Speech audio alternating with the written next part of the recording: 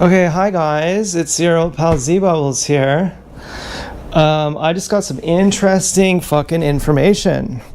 The hottest news off the gossip train is someone stole Jim's daughter's garbage can. I was like, well, we always liked Jim. You know, Jim went on our tires one time. I don't know how it happened, but he was doing something with our tires, and he's like, you got a loose lug on your tire. I tightened it for you. And I don't know if my mom asked him to check it or something. Asked him to check something, because, he was good with cars and stuff. But he said, I never liked Dan. And Dan was the guy who was his wife's son, his son-in-law, I think. And now I'm wondering, my mom was just on the phone with Jim's daughter, and she said, or some text or something, and she said, someone stole our garbage can. Did you see anyone going out through the garbage? And I said, I don't know, but someone knocks our garbage can over every single night. The garbage can right next to our house with all the bird feed in it, but all the bird feed is out of it. But I don't think it's a person, because every time there's a noise, I'm a brave man at this point, and I look out the window right away thinking, oh shit, is there going to be someone out there? And I see there's a raccoon out there. So I think it's always a raccoon doing that. Now, I liked Dan. Dan told us that Todd would open the doors at his house. And I was like, I know, Todd tries to open our door too. But if the door is a different level, Todd can actually do it. And how Todd would sleep. And I always thought Dan was part of the TSD crew, because Dan has blonde hair. But I never really knew much I never had one feeling one way or the other about Dan. I just knew that Jim said that he didn't like him. And I think it's because he was always asking for smokes from Jim. He was always bumming smokes off him, or something like that. And I know what that's like, because Helen's fucking boyfriend, Joel, he would always go, can I get a little bit of weed off you? Can I get a little bit of weed off you? And then when I told him he could have half my shrooms, because he's in rehab for heroin, thinking that we would have a shroom trip every here and there, he just, without asking, without even telling me, just, a week later, he just went through my shrooms and took like 14 grams of shrooms. And I thought he probably took them to sell them. He didn't even tell me, and he said, thanks for not telling Helen about the shrooms. Or something. I can't remember if that's what he said, but I feel like that's what he said. Thanks for not telling Helen about the shrooms. I was like, I left the shrooms in Helen's trunk so that nobody would steal them. I didn't leave them there for you to take so much of the damn shrooms. And then I came home just fuming mad. I had been like, I still drove when I was high at that point, which I don't do now. Part of me is bragging, I have to admit. Part of me is saying I was so gangster I didn't give a fuck. I felt like I can drive high, so it's safe. But, I don't do that anymore. And I'm not trying to be a goody two-shoes either. I'm not trying to say, oh, please don't get me in trouble. Okay, I'm really saying, for my own well-being, for my own benefit, I don't do drugs now. Like, I don't even get high. I was looking at getting acid, and I just called my mom and Helen and just talked on the phone with me, and they have these new gay friends named Aubrey and Patrick, who are 46 and 26. They're a gay couple. And Aubrey is gorgeous, and he's really intelligent. You could tell he's funny and smart by just his face. You could tell who he is. And my mom says, I was just in the bathroom, and there was this girl with cuts all down the side of her body, and they were meticulous, like in a pattern. And I said, when I was angry, when I was all fucked up, I cut my leg with a steak knife, and it didn't even hurt at all. And I thought, these people who do cuts on their legs, they're big fucking crybabies. And so my mom goes out and she says, this girl had cuts, and the girl was saying, I think I'm fat. And her mom was saying in the bathroom, you're not fat at all. And my mom was like, she's not fat at all. And so she goes out and tells Aubrey, who's a nurse, who's a male nurse, and specializing in something special. And apparently his boyfriend Patrick is a bit of a control freak. Like, where's the vape? Where's the vape? And Aubrey is like, chill. Like, he's like, you know, chill. You know that Aubrey is he's the fucking guy to talk to. And so my mom is like, yeah, like, this was so messed up. And Aubrey says, that sounds like borderline personality disorder. And I said, borderline personality disorder apparently can seduce you better than anyone. The person who can seduce you the most is a narcissist, or like, because they know how to fuck you. They know how to fuck you up. They know how to maneuver and trick you and all this stuff. But a borderline personality is like 10 times more. And so you can imagine then they got all these cuts and they're all meticulous, which is those cuts mean. Those cuts mean you better behave right or I'll kill myself and it's all your fault. And I'm like, oh, great. Now I'm like the fucking borderline personality disorder. I'm like, oh, thanks the fourth for saving me from not killing myself for how Dance Girl treats me. And I'm like, oh, great. I'm a fucking borderline personality disorder right now. But I feel like that's different in my case because I have like so much shit. Like, I was thinking of that before I even met Dance Girl. But maybe I should just be more of a man and say, well, I'm not going to take it back. Do you know why? Because if you try your best for years, okay, if you're not getting fucked with, it's different. Okay, like, obviously mental illness doesn't exist. And if you're a fat, gross slob who eats too much cheesecake and smokes too much weed, sitting around in your own fucking shit, anyone would have mental illness. You fucking idiot. Clearly. You fucking dumb asshole, fucking selfish prick. Holding your suicide over people's heads to gain leverage on them, to guilt them. You total fucking worm. You total piece of shit worm. And even after you kill yourself, same thing. Fuck you to hell. You fucking abandon everyone. You asshole. You fucking destroyed their lives. You piece of shit. Because you couldn't give up your cheesecake and your Coca-Cola. Fuck you. Okay, mental illness doesn't exist. It's an excuse for people to be fat, gross fucking slobs. Okay, obviously that's one perspective, and we're not going to just say that. We're going to say the other perspective too. The other perspective is, and I don't want to go into personal details here, but we'll just say someone in my family has a boyfriend with, we'll say, borderline personality disorder. We'll say this guy is a big baby. And the other perspective is when you have parents who they don't even have to fuck you and fucking beat the shit out of you. They can just baby you. They can just treat you like a big baby and they give you everything and you never have to work for anything. And any problem you ever get into, well, daddy just takes care of it. And my daddy just takes care of it. And, you know, in that sense, I'm glad to have an absentee father. I'm glad that when I was a kid, my grandma would say, jump off the roof over the clothesline. And the clothesline goes diagonal from the roof. So do it at your own risk. If the clothesline is 5 feet away, do a running jump off the roof. And if you hit your foot and crash, you're going to break your neck. But go ahead, it's fun. Go ahead and climb a tree and jump in the river. But just remember, there might be a log floating right underneath. You know, she's like, don't worry. If you're going to die, you're going to die. And, you know, that was really special to me. You know, I remember when I was driving with her in the car, I'm sitting on her lap and and we're in a parking lot at the top of that hill by her house near Loblaws, the factory. You go down Shantz Hill, you turn left on Fountain Street, and then you go up a big hill. And then before you go over a bridge, you turn right into a parking lot, which is probably something else now, but there's a parking lot there still. And there's these big poles. And she's letting me do the gas and the steering. Now, I drove a car when I was like 14 by myself. Like, I learned how to drive standard when I was like maybe about 14.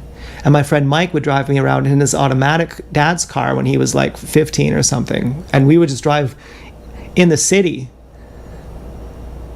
but we only did that once and we got caught right away. But he had done that multiple times. And, it was no big deal. I was like, of course he's a good driver. And I never got the fact he was saying, everyone who drives a beige car is gay. And I was like, Mike, your dad's car is beige. And he's like, I'm like, oh my fucking God. I never saw it. But funny enough, we told his little brother that you're only supposed to have one testicle. We just start talking really loud around him. And, somehow that he gets really upset. He's crying. We're like, yeah, could you believe this one guy had 2 balls? It was like the fuckedest up thing I've ever seen in my life. And he's like, what are you guys talking about? And we're like, oh, we're just talking about this guy who had 2 balls. Like, he didn't know you're only supposed to have one. And so he's all like fucked up. And somehow it leads to his dad going down to the computer and finding our MSN Messenger, which we would just add random people's names, like anal sex ass fuck at hotmail.com. See if it's anyone. Add them and see if they talk to us. And so we had all these like super fucked up names of people, and his dad goes on and finds it, and he's like, who are you guys talking to, like anal ass fucker 222 or something? And he's like fucking mad. He's like, what did you guys do to Brian? What did you guys do to him? What did you say to him? And we're like, it's just a joke. Like, it's not, it wasn't supposed to be like something that you would hear about. Clearly, when you bully a kid, you're supposed to do it behind the parent's back. We didn't think he was going to be a little tattletale. And, but this is one of the things where I used to be really fucking gay. I would go into Mike's bathroom. We'd be watching porn, of course. I'd go into Mike's bathroom and I'd get a big wad of toilet paper, like huge, and I'd crunch it up as tight as I could, and I'd put it right up my butt, and then I'd sit on a chair like it was a dildo, and I'd imagine I was a girl getting fucked by that, and I'd be kind of like rocking back and forth on it. Can you imagine how crazy that is? And how like I was hoping that Mike would never know? I mean, wow. And then one time, Mike was laying on the couch face down, kicking his legs back and forth, and I was like, are you humping the couch? I was such a prude. But I think I have some repressed memories of Mike being my boyfriend too. I'm not sure. But anyways, I had 2 boyfriends. One was Corey and one was Mike. And then another one was Matt, but I was about over it by then. This is like when I was 5 to like a little bit older. But by the time I was 12, Matt was the last one. And, Matt and I had a bath together. And we counted that as not gay because we wore our bathing suits. Can you imagine? And fucking Corey, when he was about maybe 8, he was like, I'm not gay anymore. And I had another one named Tyler too, who I was really hardcore gay with. And that was like my first one. And, that one went real far. But with Corey, he was my best friend. And Corey is like, Corey's been to prison. And he's hard. And, his friend Matt, he said, I'll tell Corey you said hi. I was like, yeah, okay. When I saw Matt in adulthood. Another time I saw Matt with his daughter in adulthood. And, in grade 9, Matt was hardcore. Matt was the gang leader of us. Matt was the most hardcore. And he was skinny. Matt was fucking really hardcore. Matt was someone who in grade 9, someone put something on his chair and he instantly punches him in the stomach, just blows him in the stomach, like super hard. And the guy just crashes over, like just wins him out of nowhere. Matt's instantly, like instantly just punches him in the stomach. And there was this other guy who saved my ass. There was this guy named Awat, and he was a bully. When 9/11 happened, he was laughing his ass off. And he's saying about, did you see them swan diving? And he's laughing his ass off. And Awat would come around asking us for money at lunch. And he would ask us for our gym shorts in gym class. Because he would forget his gym shorts and he'd get docked marks. So he'd come up with a roll of paper and he'd put it like a rolled up newspaper, and he'd kind of stick it into your neck. And he'd say, give me your gym shorts. Give me, and he'd act like he's joking, but he's actually serious. And he's like flapping his dick. He's like going like that at a girl as she walks by. And I don't think he's that hot, really. I don't think Awat was really hot. But, you know, he's really intense. You know, Awat was really strong. You know, he was like, he could probably kick. He's one of those people in grade 9 who he looks like a full-grown man. Like he has like a full beard and all that. And so Awat is, he has me up against the wall, and he has this fucking thing up against my neck in gym locker room. And fucking this guy, Andrew, who sits beside me in grade 9 English class, who is in grade 12, but he's failed English all these times. And he's big. He's like 6'2", like 200 pounds. And he like palms Awat's head and picks him up like a basketball. And I'm not trying to be funny here with the gang stalking references. He's like, what are you doing to my friend? And Awat's like, oh, nothing, it's just a joke. And I'm like, I'm too embarrassed to even thank him. Like, I'm like, oh, it's cool. It was all just a joke anyway. And I'm like, this guy just saved my fucking ass. And so me and Matt and this Andrew guy, we sit all together in grade 9 English class. And this Andrew guy, who's really nice, he's a sweetheart. But he's you could tell he's rough too. But he's not like Matt. Matt is like the gang leader. Matt's like that guy in that motorcycle movie who is played by Tom Hardy. And this guy jokingly says that he could kick Matt's ass, just jokingly. And Matt blows up on him. He's like, let's fight right now. And he's like right in his face. He's like, let's go outside right now and I'll fucking beat your fucking ass. And the guy doesn't know Matt's serious. And within like a minute, he's like, oh, I was just joking. And so Matt gets an Xbox and he returns it without a hard drive. So he gets to keep the hard drive at Walmart. And he tells me about this. And so I tell my mom this. I say, you can actually get an Xbox and return it. And I don't want to steal the hard drive. I just want to rent an Xbox for free. And my mom's like, no, you can't do that. And then I tell Matt, I'm like, yeah, my mom wouldn't let me do that. Like, I was trying to do the same thing you did, but I just wanted to rent an Xbox. And he was like, oh, you know, are you trying to copy me or something? I was like, no, I'm not trying to copy you. And then I see Matt years later at Electronics Boutique with Din Venom's ex-pig.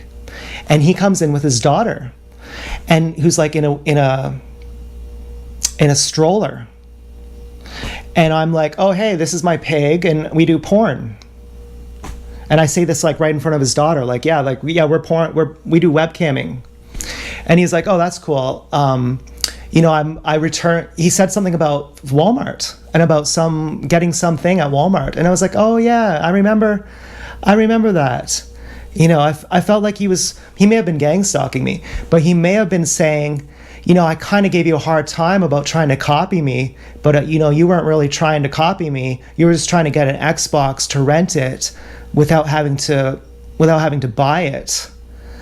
And then I saw him another time outside of EB's pet store or something. I don't know what it's called, but the pet store on Weber Street, where I was kind of rude to that guy because I was upset about having to buy non-vegan pet food, which I'd never told him that. I felt bad about that.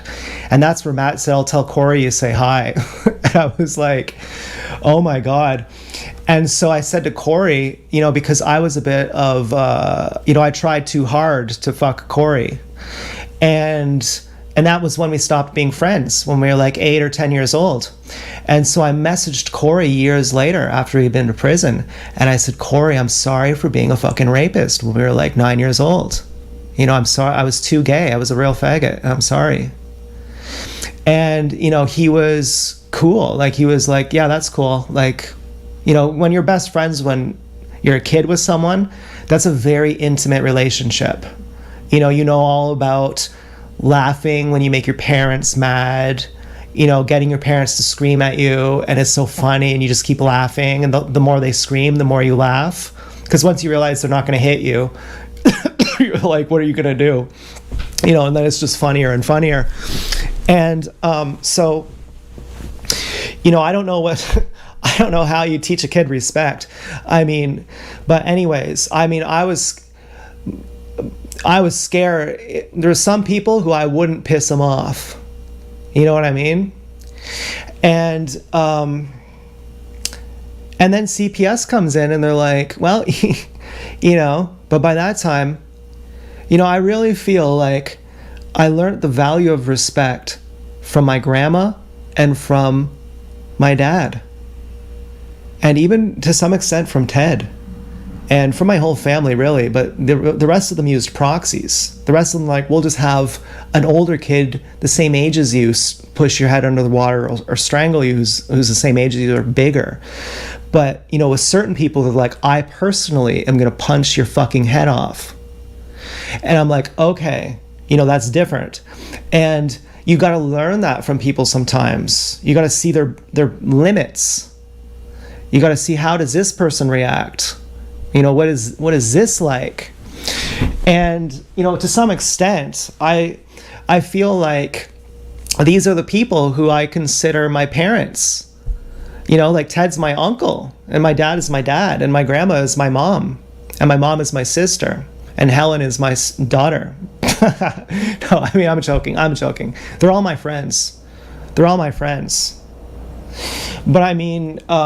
it's different when you use a proxy.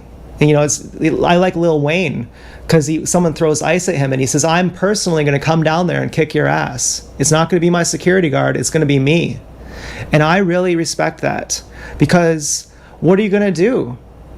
If you're just yelling at your kid until they laugh at you, until you start crying, and it makes them laugh until they're crying, how are you ever going to learn the value of respect? You simply won't do it.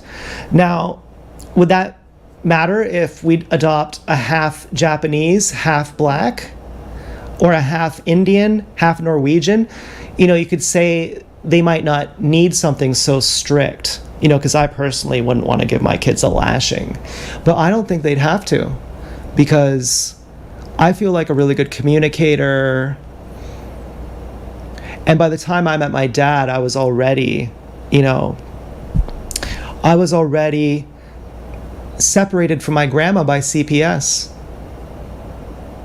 And so I only had her until I was however old, until I don't remember when, but it was pretty young.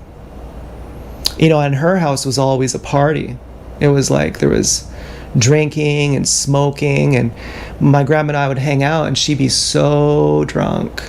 And we would just listen to music and dance, and we would go driving in her car, and she'd pull the car up on the sidewalk in front of people and blast music, and it was so funny. She wouldn't scare them, but it was just it was so ridiculous that we'd have this circus music blasting, and it was just the funniest thing in the world.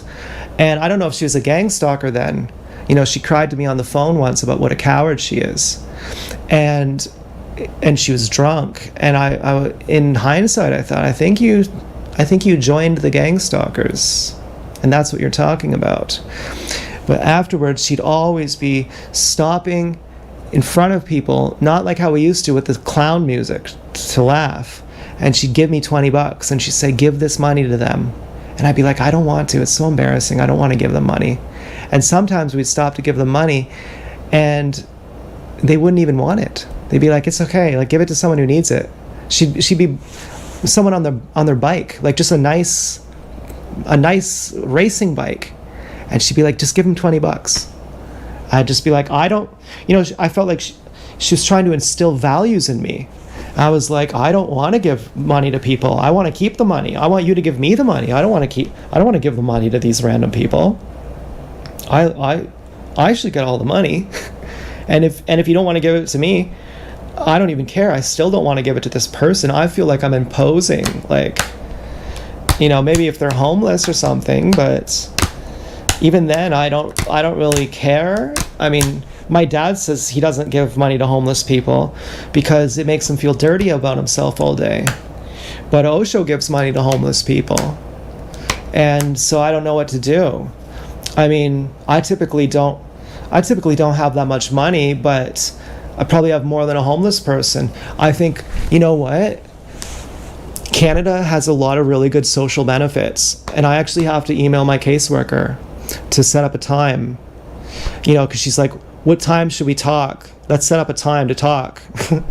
And, so I'm like, we have a lot of benefits, but for someone who doesn't know what's happening, like someone who's gang stalked and they don't trust anyone, they might, or someone who doesn't want to go through the rigmarole of, for example, when you're on Ontario benefits, Ontario welfare, one of the questions they'll ask you is anyone sexually abusing you? I mean, how humiliating. It's like, yeah, I'm going to, what am I going to do? If just supposing the answer is yes, the only people who sexually abuse you are the government anyway. So it's almost like saying, you better not say yes. You better not say yes or you're fucked. Like, the question is so humiliating. You might not want to go through it. You might not want to go through a humiliation ritual like that.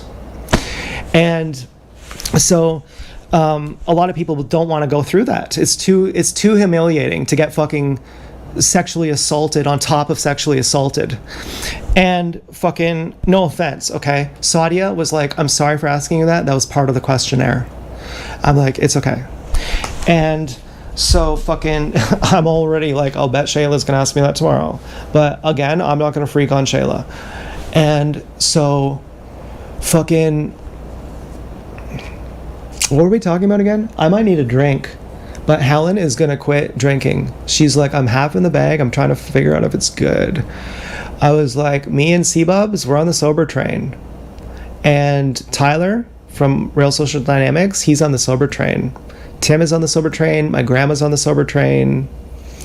I mean, you party harder when you're on the sober train. And Tyler is one of those people who said, if you meet a borderline personality disorder, you can't get far enough away. And I was like, I won't say who for confidentiality reasons. It was Barbara from Group, because she fucking stalked me. And wearing guys' clothes, she fucking cucked me. And a borderline personality can seduce you better than anyone, because they know how to work you, they know how to guilt you, they know how to manipulate you. They're like the master manipulators. And apparently, they don't ever change, because they don't ever see there's anything wrong with them. They just think it's completely normal how they act. And so that's why you can't ever deal with one of those people. And I brought my grandma to meet Barbara because I was like in love with Barbara. And my grandma's like, oh, you don't like her. She's like, I can tell you, she's not for you. And I was like, yeah, that just makes me like her 1,000 times more. And then finally I was like, she's trauma bonding me. Every fucking thing she says to me is abusive. And she presents herself as the nicest, most caring person in the world. Like, oh, I just hate what they do to the animals. And then we go out to Krabby Joe's and Jen's like, are you going to get the burger like you get every time? And Barbara's like, yeah, I guess. But she's not feeling sad at all. She's feeling embarrassed that someone just exposed her. And then she go, like I'm the person who lets people in late, like 15 minutes late at the fucking, like at the door, like, because you have to let people in and because you need a key fob. And she's not at Group that day, but she walks by with these guys. And then she walks by me in Zare's Stanley Park wearing guys' track pants. And I'm like, I go down to Group and I'm like, I just saw this girl who I like, and she's always texting me and she's always talking to me, and I keep feeling like she doesn't like me. And Courtney's like, why not? And I'm like, because I just saw her walk by with 2 guys, and I know that Courtney knows who it is. And I'm like, she just walked by with 2 guys, and I feel like she did that to make me jealous. And I was like, I'm not a rude person, so that if I don't like someone, I'll just keep saying sorry when I text them, so they'll get the sense that it's always a bad time. Like, I'm just like, oh, sorry, I didn't mean to ignore you. Sorry. And I was like, that's kind of how I break up with someone. And I'm kind of thinking I have to break up with this person. Like, it really fucking sucks. Not that we were ever together, but like, we were always texting hearts back and forth. She was always like, fucking, I love you, or I don't know if she said I love you, but she was always texting me hearts and asking me for hugs, and then telling me how she has this other guy. And I would feel literally like throwing up. I would actually literally be gagging, dry heaving, talking to her, texting her. And I thought this was because I was nervous and I was in love with her. But I don't think so anymore. I think really what was happening was my instincts were saying, this is really fucking bad.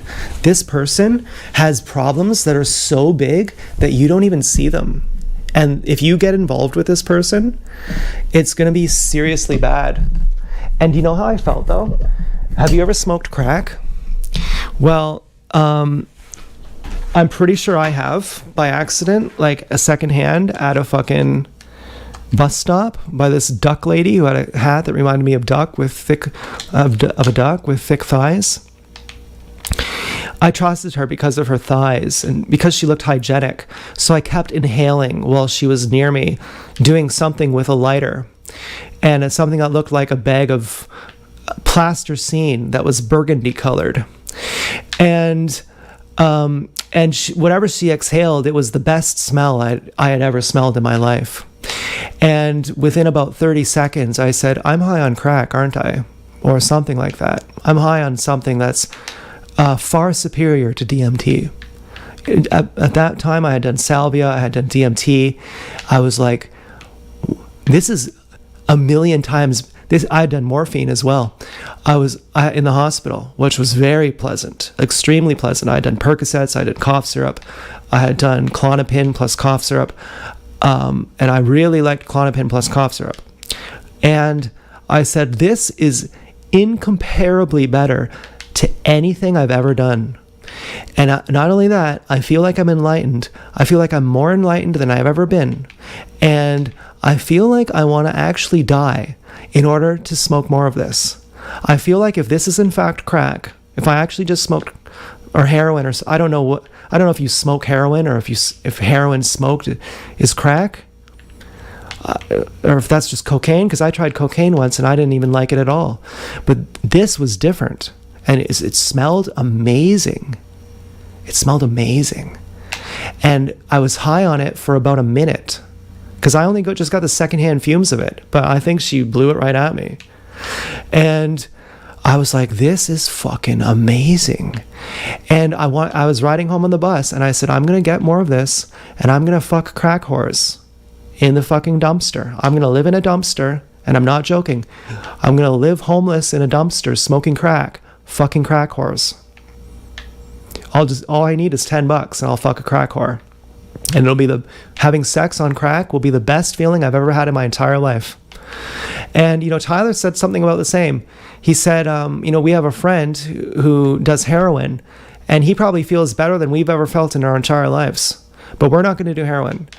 And Tyler's like, we have a life, so we don't need to do drugs.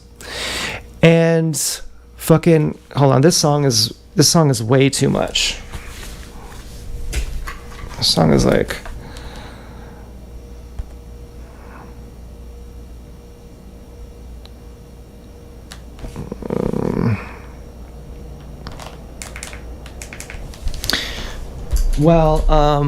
so I'm riding home on the bus, and I'm like, I need to get more of this crack. But here's the thing, here's the whole point of this story. The way I felt on crack was the way I felt with Barbara. And strangely enough, I don't mean to be fucked up here, because I love Joel. Joel is Helen's ex-boyfriend who did heroin. When I would hang out with Joel, I would feel a rush like no other.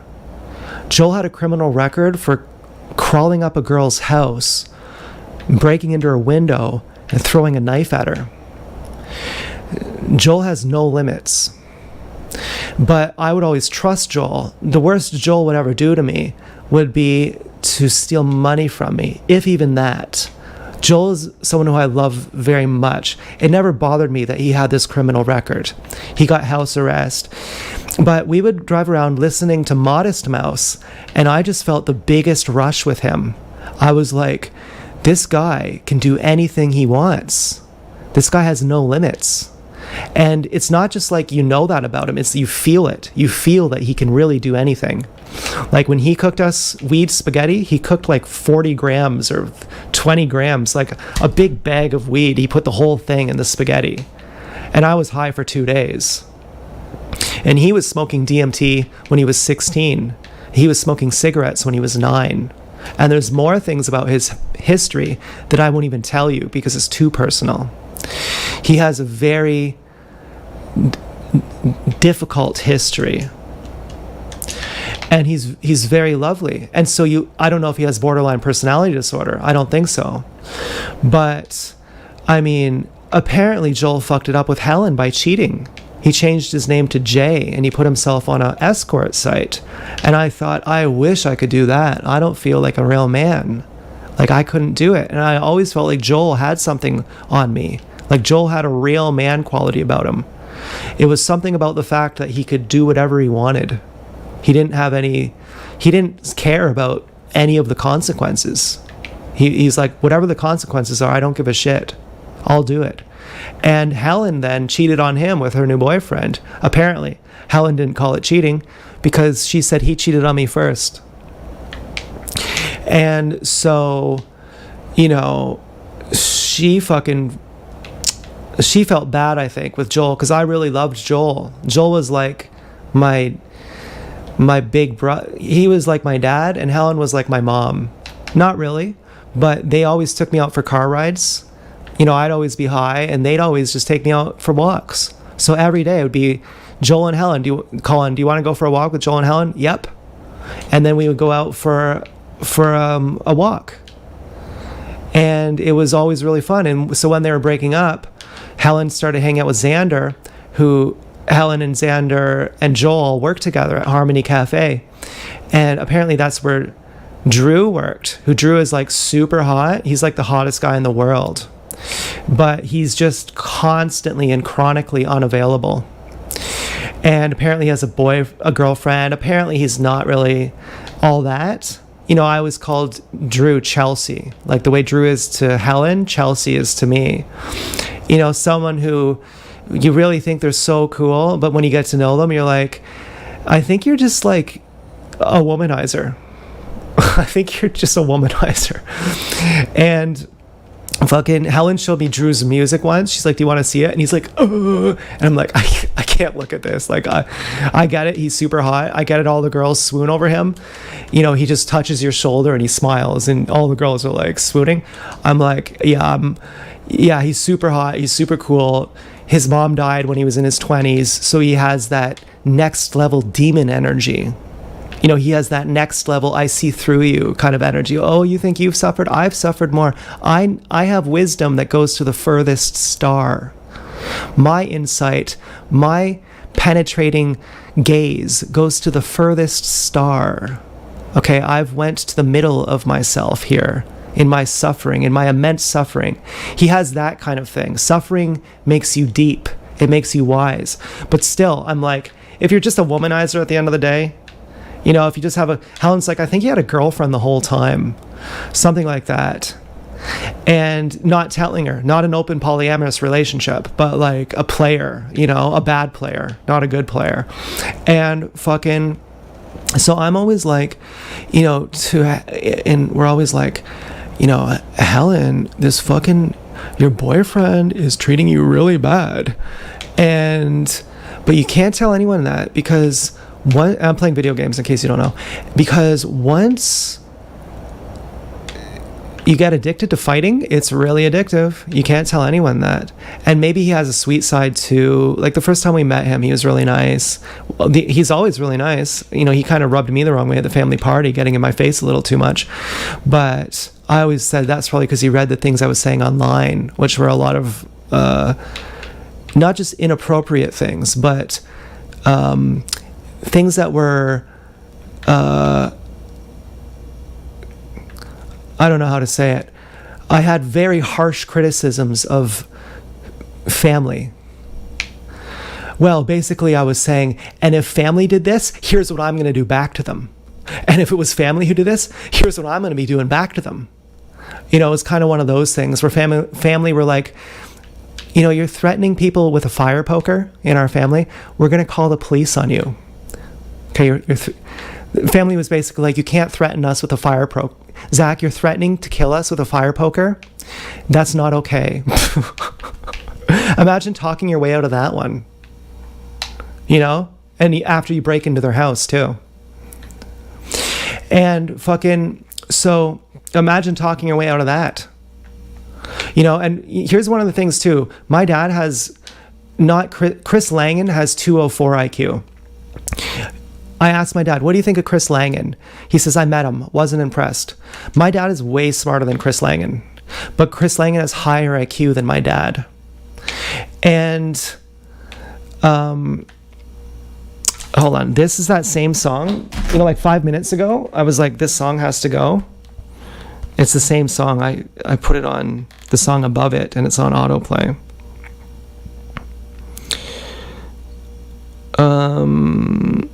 Father, Son. I don't know what song to even play anymore. Fucking. Well, what were we talking about again? How does that? Something about you're smarter because you have wisdom or something. Chris Langan is a bouncer. And he got kicked out of university for being too right and too true. Any woman would say, no, you're just an asshole, Chris. Chris Langan says, there is a God and I can prove it, but you wouldn't understand. He just has an air about him. He's just fucking icky. And he's not smart. I mean, he can't talk himself out of a paper bag. He can't say the most fucked up things in the world and then redeem himself and come back. He can't even not get kicked out of his university. And he's bitter. He's like, and they kicked me out and it's unfair. And then they were unfair to me here and then there.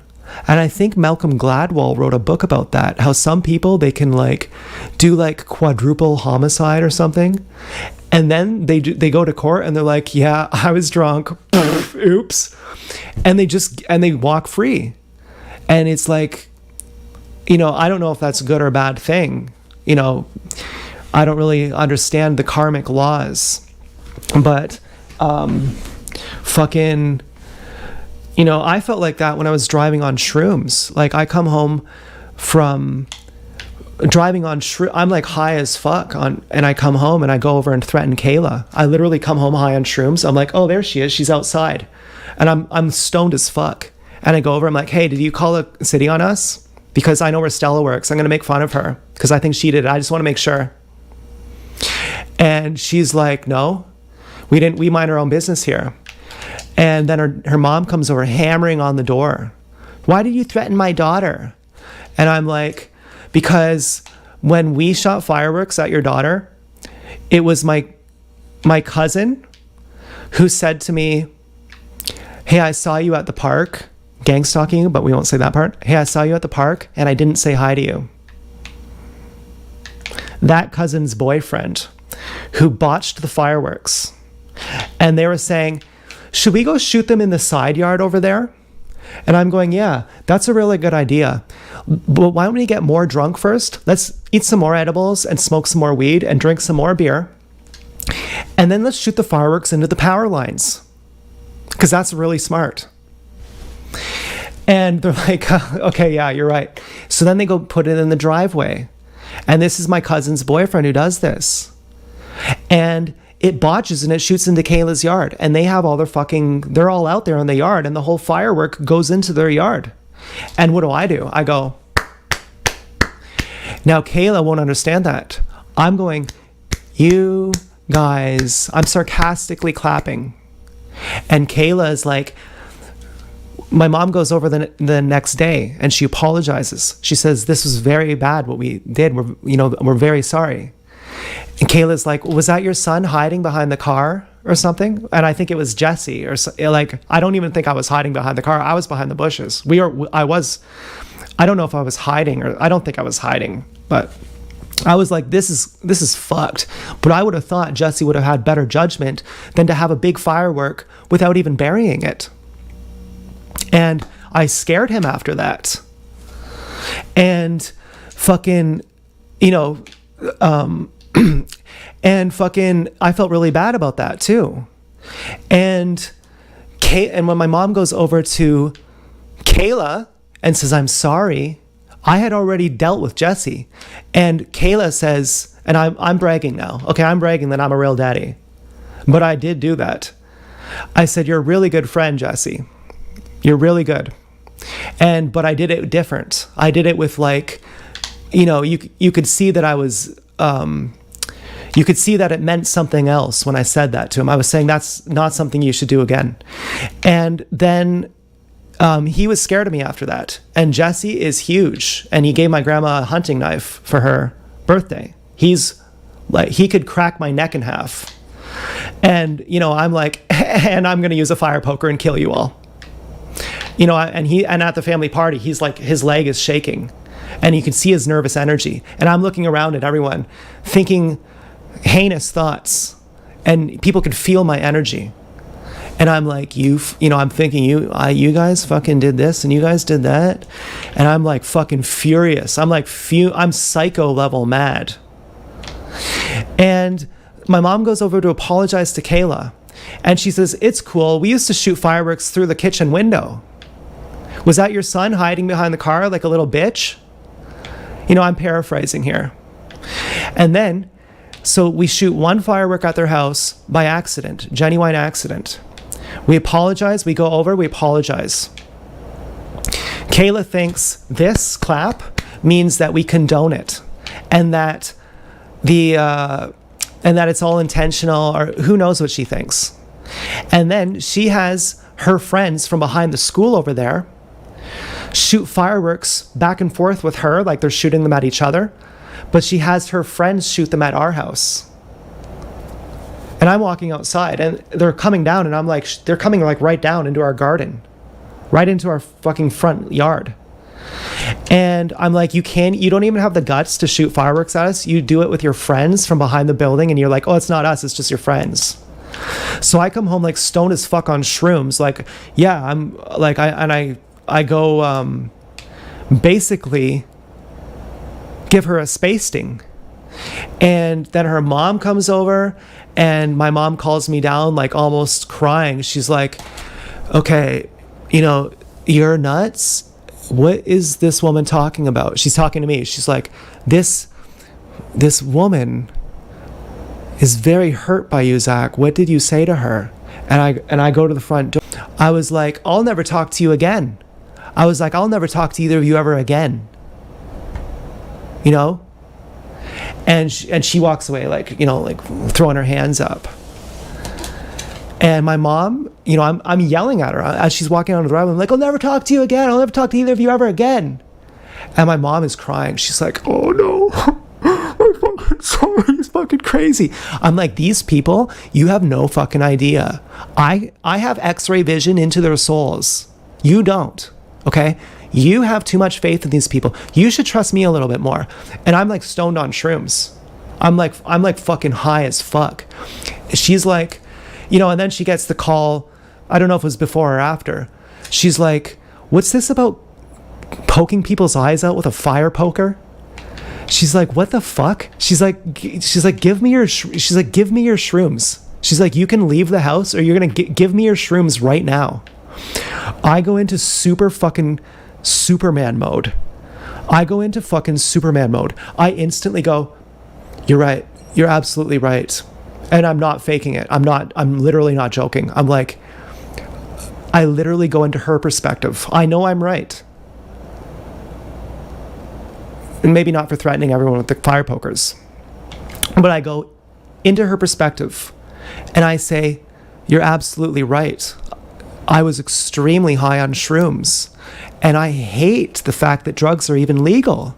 We have to get these drugs out of here. I don't want to be acting high on fucking drugs, ruining my brain chemistry when I'm a good boy, hanging out with my little 1-inch penis with Rosalie, and all these bad drugs that these internet guys sold me. Get these drugs out of here. I don't want these damn drugs.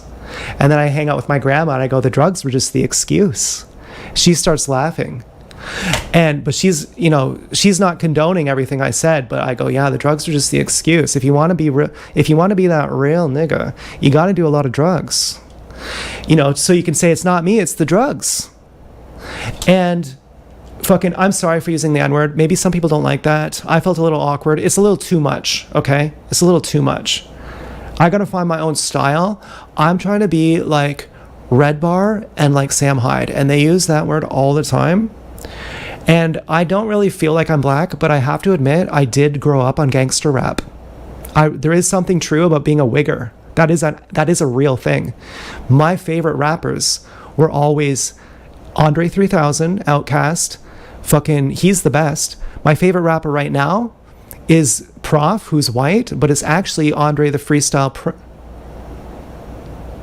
Enoch, the Freestyle Prince, who is a T.I. And then it was Dr. Dre, and then it was Snoop Dogg, and then it was even Exhibit sometimes. But obviously Exhibit is not as good as Snoop Dogg. Exhibit is not as smart as Snoop Dogg or as Dr. Dre. And then Dr. Dre got kind of lame. He got kind of lame a little bit, I think. And so fucking, I felt kind of, I don't know if I wanted a half black, half Japanese, or a half Indian, half Norwegian, because I felt bad for kind of saying racist things against Indians yesterday, but I was just repeating what Osho says. I was like, that's not my sentiment. I personally love Indians. Indians are like, I trust you right away. And I think that has something to do with the times too. Maybe in Osho's time it was different. He died in 1989, but he was talking in like the 70s, and now everyone is whitewashed. I always say black people are the strongest and the physically most superior. And Osho would say that too, that the racism against black people is that a black person is physically superior to a white person and they'll take your woman. And that's why there's racism. But now everyone is westernized. Everyone eats KFC. Everyone eats McDonald's and processed foods. So now it's all pretty much the same, with exceptions, of course. But so, I come home like just zanked up on shrooms, and I'm like, yeah, I'm Joel now. I'm like, I can do anything. I'm going to Burger King to get my vegan Impossible Whopper, blasted, not that high, but, high enough on shrooms. And I come home even high one day, and I'm like, I don't even care to hide it. I'm like, yeah, I can drive good enough. I'm great on shrooms. I could drive better on shrooms. Your night vision goes increased when you're on shrooms. You could probably use shrooms for a lot of things. And I tell my mom, who loves talking shit about Joel, I'll say, I never partake in this kind of shit talking, but do you want to know what Joel just did? Do you want to know how fucking angry I am? And she goes, thank God. Oh, I want to know so bad. You tell me. I can't wait to hear it. I feel so bad. I feel like I'm betraying him. Because I know she's going to eat this up. She's going to gobble this up. She's going to go, that little fucker. And I'm like, he just took so much of my fucking shrooms, and he didn't, and he says, thanks for not telling Helen. That's how he told me he took them out of her fucking trunk. And, she was just like, that is so rude and all this, and that he can't, blah, blah, blah. And I was like, yeah, I'm on the train too now. I'm talking shit too. There's something really embarrassing about that, about talking shit behind someone's back. And then they come over, you're like, oh, hi. And then you genuinely have fun with them too. The same thing that makes them steal your shrooms is the same thing that makes them super fun to hang out with. like when we would hang out, it would be like 2 million o'clock at night. And we'd say, let's just go to the burger shop and let's go to A&W and get a burger. And we would go out. Or let's just go out at midnight to a walk at Victoria Park. And we'd always be going out. And, and Joel had gang, I don't know if they were gang stalkers, but he had special heroin dealers who would follow him. They would drive by the house. And Helen got his phone and she said, I'm going to kill you with a gun. She literally texted them, I'm his girlfriend and I'm going to shoot you in the head with a gun. I was like, oh my God, Helen, that's a lot. Like, she's threatening drug dealers who follow him. And, but he was trying his best. He was like going to rehab. And, when you hear about a lot of the things in his life, like that girl who he climbed her house and he threw a knife at her, she would like beat the shit out of him all the time. And Joel is someone who, if you beat him up, he won't fight you back. He'll just let you beat him up. But if you beat him up enough times, he'll then throw a knife at you. He's someone who he'll become volcanic. And so, I was like, whatever about this girl. I was like, who gives a shit? If she beats you up, then fuck her. And apparently a car ran over her head. Not like literally, like you think, what? A car, she had a drug deal that went bad.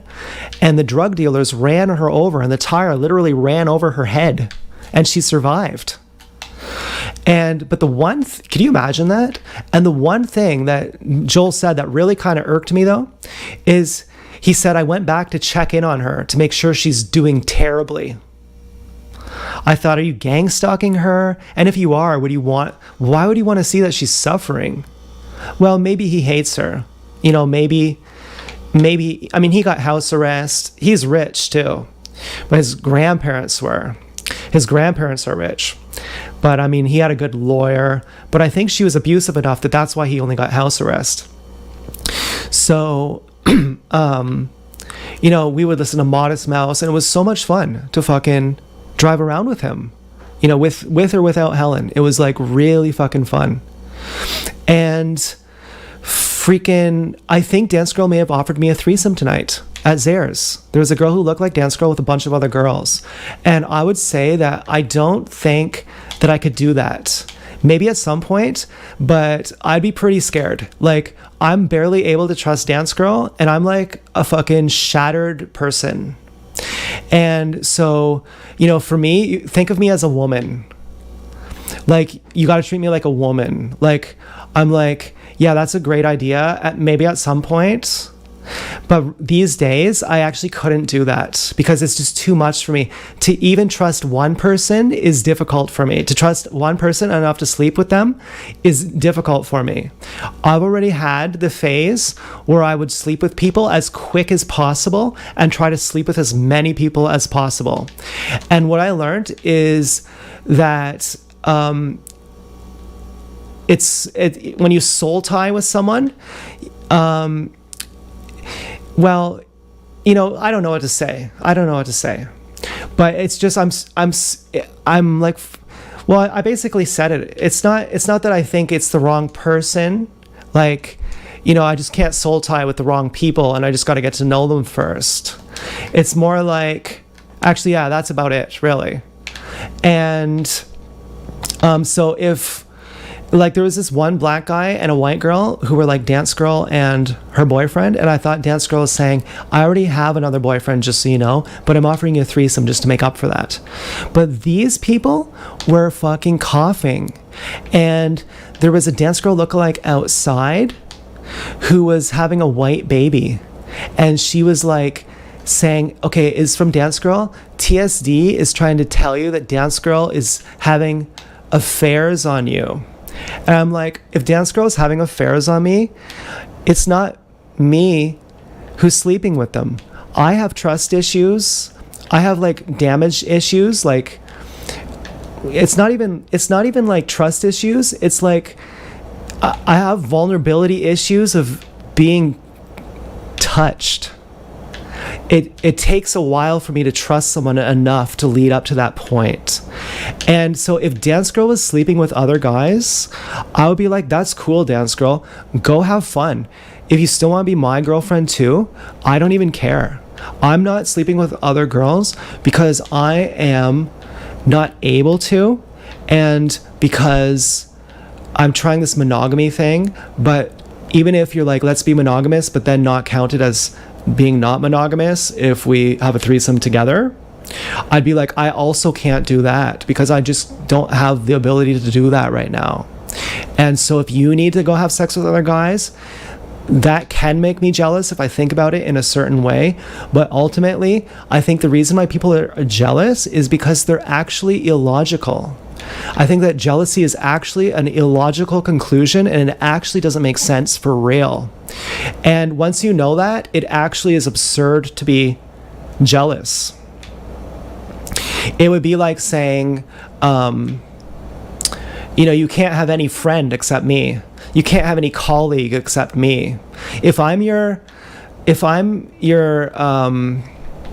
man, then loving another man isn't going to make you not love me. If I'm your friend, having another friend isn't going to make you not be a friend with me.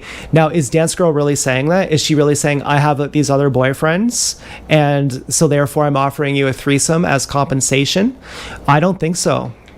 But even if it was, that wouldn't ruin me. I would still say the same amount of, I would like to go on a date with you this month, Dance Girl.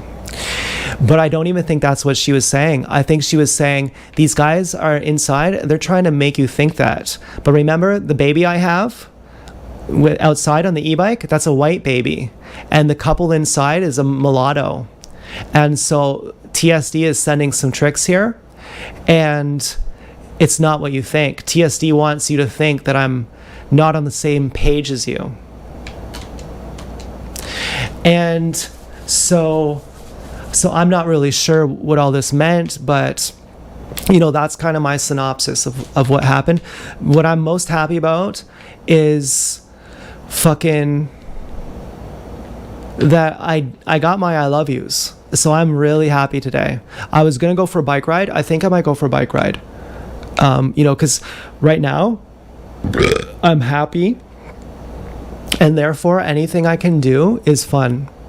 Like, basically, because I'm happy, I can enjoy going for a bike ride. But at the same time, and even though going for a bike ride means I'm going to get 5 phone calls tomorrow, they're going to wake me up and they're going to be at inopportune times, I'm going to just be reminded at each phone call that is creating... Well, it doesn't even matter. I don't even really care. But I'll say, I don't even care because my life is going well. I have good relationships with people. And therefore, I'm doing well. And so just being woken up, I'm like, thanks for waking me up so that I remember I have a great life. Thanks for waking me up so I can remember I have a great life. And I could eat some strawberry cheesecake ice cream. And I'm getting a new MP3 player in the mail today because my phone broke today, which I'm extremely excited about.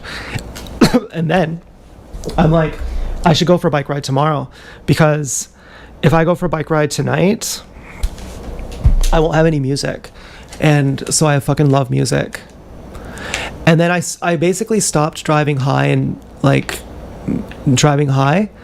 and the same with like headphones on too, because I don't know why, really.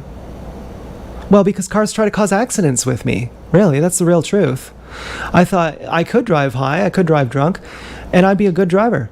And if I caused a car accident, I would feel like the fact that I was high or drunk was irrelevant. So it doesn't even matter anyway. And the people would charge me more. I'd get in bigger trouble. But, I mean, I wouldn't count it really as meaning anything anyways. But then somewhere along the way, I had so many close calls riding my bike. I was high when I'd ride my bike. I would take liquid acid, like drink acid from the bottle. Like it was like 20 hits in a bottle. And then I'd go for a bike ride. And, this fucking truck almost hits me. And I see it coming. And I don't even stop because I see it coming, and I'm visibly aware. Motor skills I'm very aware. But my emotions are so friendly. I see the light, I'm enlightened on acid, and I think this person's my friend. This guy in this truck who's gang stalking is my friend, and they're driving beside me because they're my friend, and I don't realize that they're going to turn into me and try and hit me because I'm so friendly. I'm like, oh, everything's friendly on acid. And then I'm like, I start to slow down. Just my intuition goes, you should start to slow down here. What if he doesn't see you? Clearly he's driving beside you. Clearly he's slowing down to drive beside you so that he can turn into you. Because you're driving on the sidewalk. He knows that you know that he's there. Or does he? He's behind you. He's actually just a little bit behind you, but you can hear his truck. And you're wearing your big headphones too. And as soon as I see his truck, I get a feeling. I get a fucking vibe. My mom says today, I got something new. Guess what it was? I say, a sweater? She's like, earrings, but yeah, a sweater too. I'm like, am I telepathic? I don't know. I'm not trying to brag. I don't care. Maybe it's just a fucking thing. I get an eerie feeling about this truck. But it's probably not telepathic because that same kind of truck, I don't know if it's the same one, had turned out off Trafalgar onto Franklin at me when I was turning left and it was turning left. I was turning left from Franklin Street. And as I'm turning left, he starts turning left too. And he makes me go way around so he doesn't hit into me. And so right when I see that truck at the fucking lights out by Shortstop on Kingsway, I'm coming from Food Basics or something. I don't know where I'm coming from. Probably wouldn't have been Food Basics, but I don't know where I was going that day. But I was super high. I was like the highest I'd ever been while riding my bike. And I had been warned by a cop who was, I had smoked weed that morning and it was kind of afternoon. I wasn't really that high. He didn't know I was high, but I'm assuming he did know I was high, and that was what the warning really was. And, I assumed in hindsight he was saying, if you're inebriated while driving, people can cause you an accident even more. And we know it's not your fault. We know that you're going to be a safe driver, but because they know you're high, they can actually do that to you. I think that's what he was saying. Because I always liked that cop. I did like him. I thought, oh, why did he pull? But I was like, something about it was like, I felt like I had just talked to Dr. Mutri. I was like, perfect. The guy just vetted me. The guy just vetted me. That's what I felt like. The guy saw I wasn't a psycho. The guy saw I was cooperative.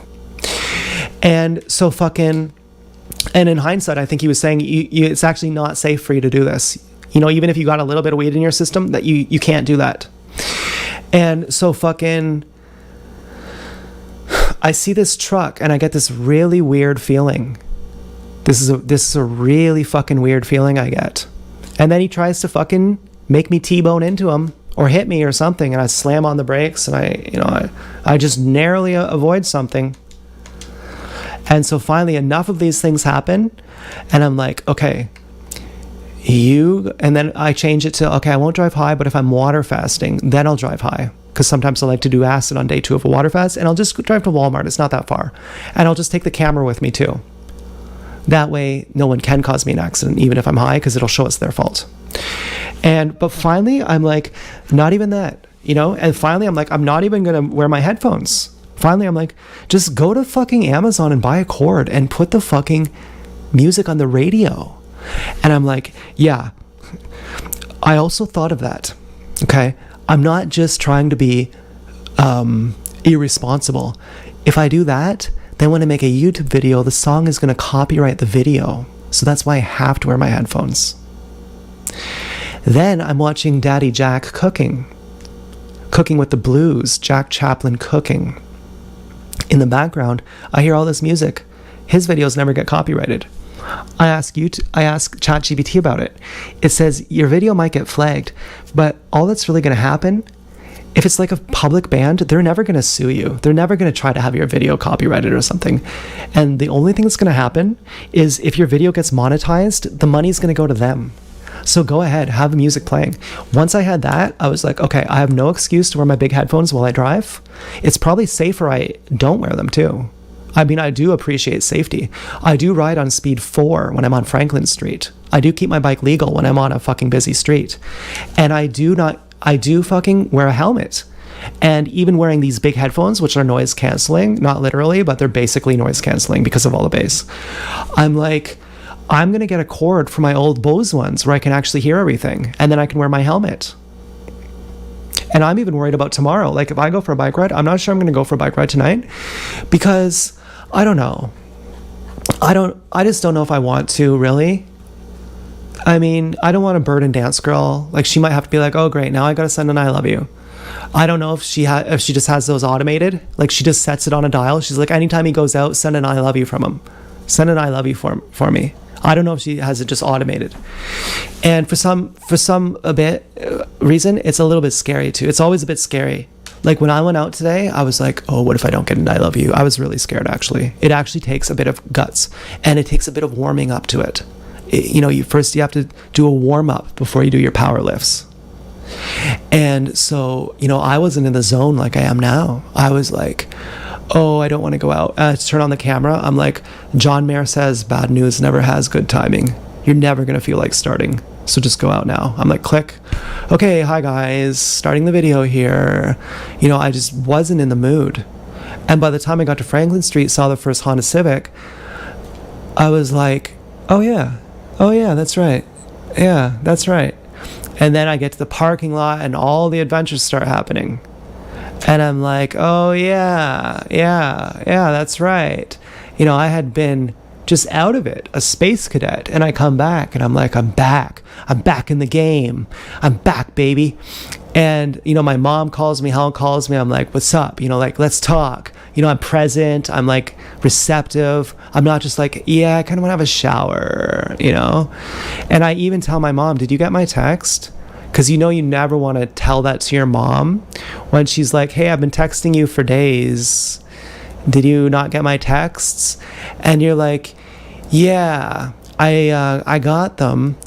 And right when I got them, that's the time I sent you the thing I need to order for me off Amazon Prime.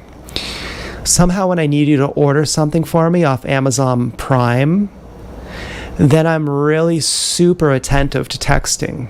But when I don't need you to order me anything on Amazon Prime, I just forget to check my texts for a long time, and I'm really sorry.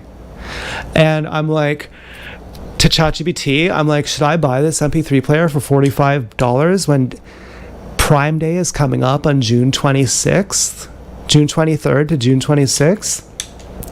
This is an Amazon Choice MP3 player, touchscreen, very small, 64 gig plus a slot for another 128 gigs. I have a memory card for it too, so I'll get 128 gigs of music, touchscreen so you can fast forward really quickly, has Bluetooth so it works with my headphones, has AM FM radio, not that I'd use that, it has a recorder, not that I'd use it, but maybe, but not really. And it says, yeah, it's probably going to go on for like 20 to 40% off on Amazon Prime Day. And I say, would it be evil if I just return it on Prime Day and then order it again? And it says, no, Amazon actually tells you to do this. If you actually call or contact the customer service representative at Amazon and tell them, I actually just bought this and now it's cheaper, they'll say, return it and buy it again. They'll actually tell you to do that. I was like, holy fucking shit. Oh my fucking God. This is amazing because I don't want to go a day without music. And so, plus I got a nice cord, a double 3.5 millimeter jack that goes from this one to the phone, which then therefore goes from the MP3 player to the car auxiliary. So basically I can be Mr. Legal, Mr. Safety, and listen to my music and also show, I like bragging about my music too. I like when people know that I have such good music. And now, am I going to watch the video by Flesh Simulator about fucking gang stalking? Not really. Just the fact, yeah, at some point. But it's too good news. I'm too much Will Hunting, and he is Mini Driver. And this is like my dream come true. I've been telling him for a fucking year. Every video you make is completely garbage until you talk about gang stalking. And it's true. And you won't do it because you're a big baby and because it's bad social credit. He finally, I'm taking credit. I think if I wouldn't have done that, he wouldn't have done that. But who knows? But I think I have a lot of influence on people. But maybe I'm wrong. I don't care. But I think. And he fucking his video is 48 minutes long. So presumably he's explaining what gang stalking is to people who don't know. And I don't want to watch it because I don't want to hear him get anything wrong. But whatever. It's too good. It's too... I said hallelujah. I said amen. I said hallelujah. Praise God that he did this. This is so fucking good. All my suspicions confirmed that he's a TI. I never had any confirmation he's a TI. And he goes, and I'm telling him, they're watching you with night vision cameras 24/7. And I'm telling you, do you remember how you said someone emailed you a picture of your front door? I said, the fact that scared you means that you don't know what gang stalking is, or that you don't know that you're being gang stalked. And, and I'm telling him all about it. And I'm like, Sam Hyde is gang stalked, who you do collaborations with. And Nick is too. And, and I'm thinking, do you even know you're gang stalked? And in the very back of my head, I'm thinking, are you even gang stalked? Is that even what you meant when you said your girlfriend's trying to get you to join the New World Order? And now he makes a whole video how to clear your name and melt your gang stalkers. Which, I think, I don't like being mean to gang stalkers, because obviously there are people who I love who are gang stalkers. Most of the people I love are gang stalkers. And I don't even think of them as gang stalkers. That's almost like saying most of the people I love are Indian or black or women or something. Most of the people I love are vegetarian. Like it's not even something that I would consider. Like I don't put people in those kind of categories. But it's really good he talked about it. I'm like really fucking happy he talked about it. So I might wait till tomorrow to go for a bike ride. I don't need to wear a helmet if I'm on the trails. So there'll be lots of fucking harassment for that, but whatever. And they also had a TSD car, and I almost wondered if the TSD car was from Dance Girl, to say there's going to be some TSD psychouts here, just so you know. We're sending you a TSD car just to show you that all this nonsense here is going to be from him. But who knows? TSD could put his own signature on it too. I don't know. I don't know what the point of that is if he's trying to confuse. He's like, hey, there's a bunch of tricks here. It's from me. Wouldn't he be like, hey, it's not from me? You know what I mean? Well, that's too many Noam sayings, J-Rock. But last night, I had a whole heart-to-heart conversation with the audience about clearing my name in a certain sense, about winning back my family. They didn't understand. They're just like, what are you writing? What the fuck is this? And I was like, I don't care what you think anymore. I'm alone with the devil now. And finally winning them all back. And it was like a real significant conversation. And I always wondered if Flesh Simulator watched it. And so that's why he made a new video today talking about how to do it. I'd like to hear what he has to say. My opinion on how to clear your name and melt the gang stalkers, as he put it. The title I would say is how to win back your friends and family after you got smear campaigned, so that your reactions, or smear campaigned to have your family hate you or punish you for things that you don't deserve to be punished for, things that you didn't do. Then how to win them back. And the answer is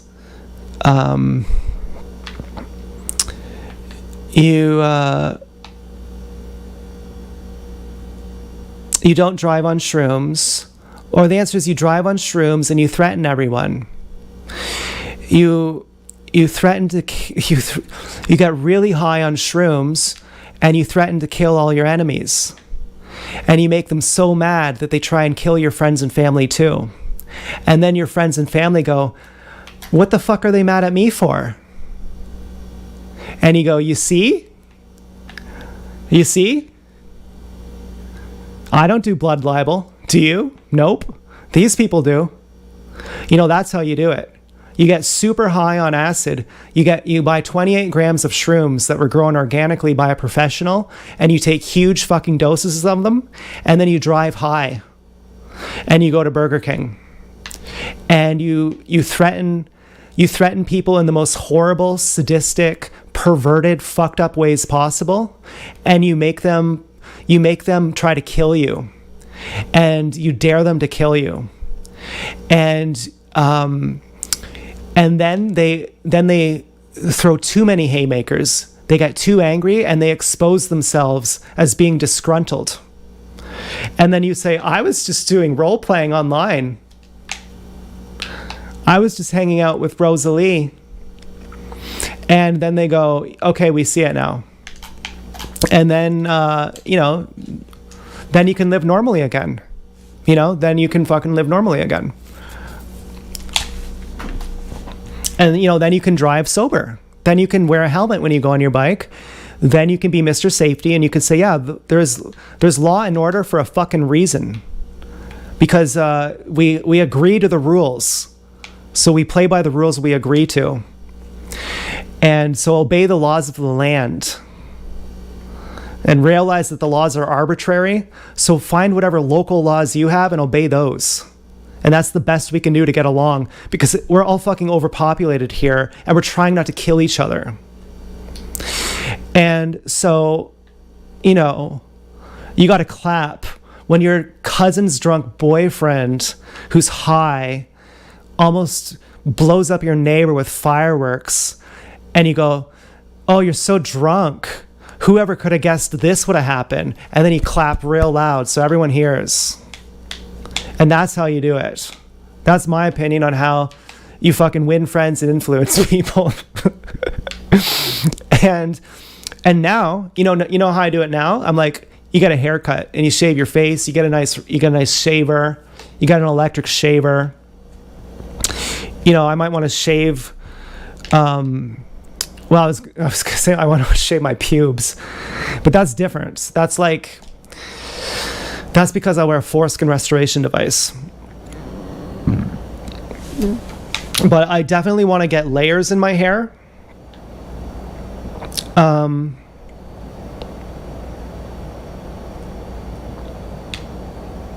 But I wondered if Dan stole Jim's daughter's garbage can.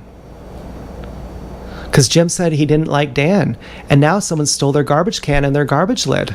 I was like, oh, that's really bad. I was like, does Dan still live there? And then I was like, did Dan steal that? I don't know. Well, it's not really my business, but I of course worried that I said something. And I was like, is Jim's daughter an enemy? If she's the fat one, I don't blame Laura when Laura does stuff. Like, it's just following orders. All she's ever done is honk once and listen to music in a truck, I think. If she had a white truck, I don't know if that was her. But I always liked Jim. Her daughter, I don't really know. I don't really know her. We've seen her shoveling. I would shovel their driveway. Or, no, I wouldn't shovel their driveway. I'd snowball their sidewalk. I liked Jim. I liked Iris, too. After everything was all fucked up, Jim still said hi to me. He said hi to me one last time. And he loved Todd. He really loved Todd. I think he went to get Todd one time when Todd went missing. And I said, it's Dance Girl who has him. And then I saw Jim driving down to Dance Girl's house. And Jim loved Todd. Todd loved Jim. And then Todd was fucking Laura's Todd saved Jim's life after Iris died. And then I found out Laura's dog's name. She said, hi, it's Laura and Jack or something on her answering machine, because I phoned Laura to do my laundry to tell her I'm coming down. So I I recognized she has this pet who died. And then when her pet died, then she had Todd. And, you know, she'd say, oh, Todd follows me. And fucking, I was like, I could walk to Fresco with Todd. I could walk, you know, you're like, oh, Todd follows me down Trafalgar Street. I could walk across Weber Street with Todd. You know, I walked down to Prospect Street with him on Franklin Street. And I was going to go all the way to fucking Fresco. Leave Todd outside the Fresco. And I turned around. I said, this is too much. I said, Todd trusts me too much. And I wouldn't ever... I would never do that to him. And there's a fucking black Asian couple at the house where we turned around.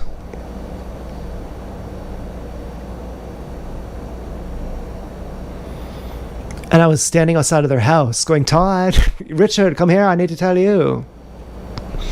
I need to tell you, fuck boy.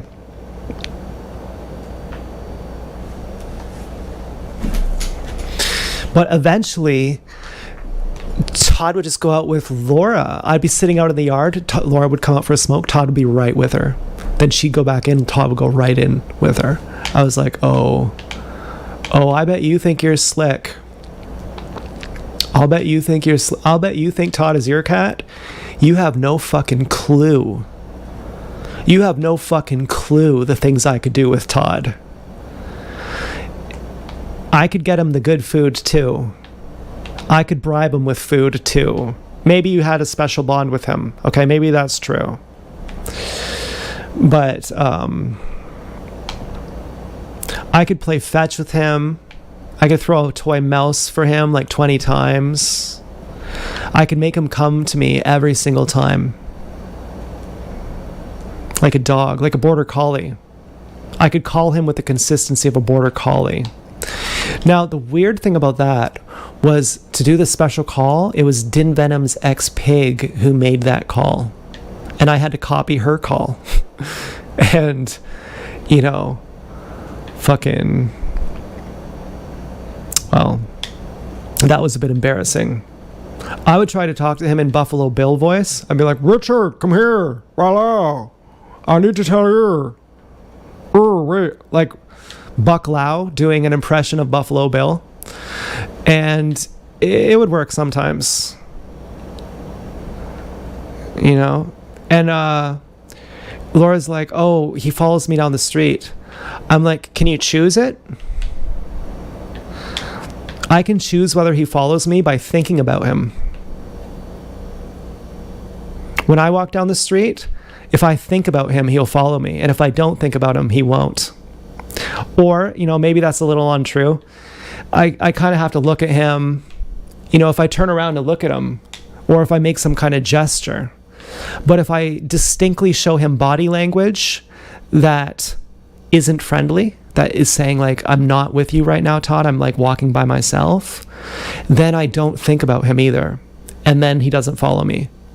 Because I used to worry, actually, he will follow me when I go down Franklin Street. So I would distinctly not give him any indication that I'd say, Todd, like, you're not supposed to follow me right now. And when I go down Trafalgar Street, I'd take him down Trafalgar, left on after Joanne's. I'd go down into the park. I'd turn right through the park. We'd walk all through the field in there. And then we'd go up onto Kenneth by that guy with the wheelchair ramp. And then we turn right and we come back and we walk all around the block together. And we did this with all our cats. We had another cat who would do this too. And, you know, his name was Sam, or his name is Ollie maybe. We had a cat named Sam and a cat named Ollie. I can't remember which one it was, but they looked kind of similar. And we had them at different times. And there were people down the street who would be like, when we take our kids to school, we take your cat in our car with us. And we're like, oh yeah, we take him for car rides too. He loves car rides. And fucking, you know, everyone has always known our cats. We've always had like very beloved cats. Now, could you ever get a cat the same as Todd again? No. Todd is like Osho. Todd is like Coca-Cola. Okay, you're never going to have a drink better than Coca-Cola. No matter how you try, you can't do it. There's no possibility that you can make something better than perfection. There's no possibility of finding a cat as good as Todd. But I did meet a dog as good as Todd named Willis, I'd say. You know, Todd is a human being inside of a cat's body. Willis was also that. You know, Todd is meta-aware. He's on a different level. Of course Todd knows how to open a door. Of course Todd will fart on you if you fart on him. Of course Todd carries a grudge. Okay? Todd is fucking God. Todd's middle name is Jacob. Todd Jacob. That's his full name. Todd Jacob. Can you imagine a cat named Todd Jacob? That's fucking luxurious. That's prestigious. You don't know a cat named Todd Jacob. You've never understood that level of altitude, that planitude. You couldn't comprehend that. You would go to that level and you'd come back and everything would look dull and flat. You'd go to your own cat and you'd go, what the fuck is this? This is a cat? That's what you'd say. You'd say, this is a cat? And your answer would be, yeah, Todd is not a cat. Todd is an enigma. Todd is a Buddha. Really. I would be very curious to see if Todd is still living in another body. If Todd's come back as a human, he would be an unbelievable person. He would skip. He wouldn't be a monkey or a fucking... He would go straight from cat to fucking human. Or he'd go straight to God. Some animals do skip the human level and they go right to God. And he could be that.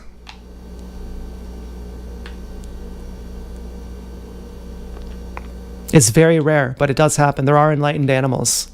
Normally, an animal knows it's alive. An animal knows it exists, but it doesn't have the intelligence, says Osho, to ask, who am I? But Todd does. Todd says, what is this? I'm in this body. What is this here? Todd has that intelligence. So if he was enlightened, Todd is with us all now, and he's helping us all.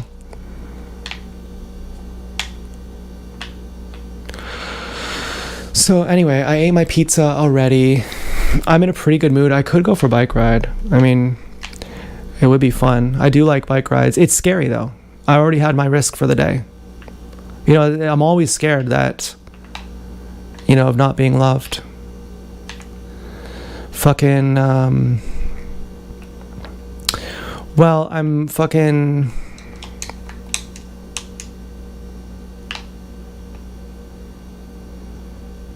Well, not really. No, that's not true. It's not true. I already got my I love you today. And therefore, you know, I feel fucking... No, it is true, actually. I'm afraid of not being loved. But, yeah, it's easier to sit in your room. It really is. It's always scary to go outside. But I like my bike rides. I don't know what to do.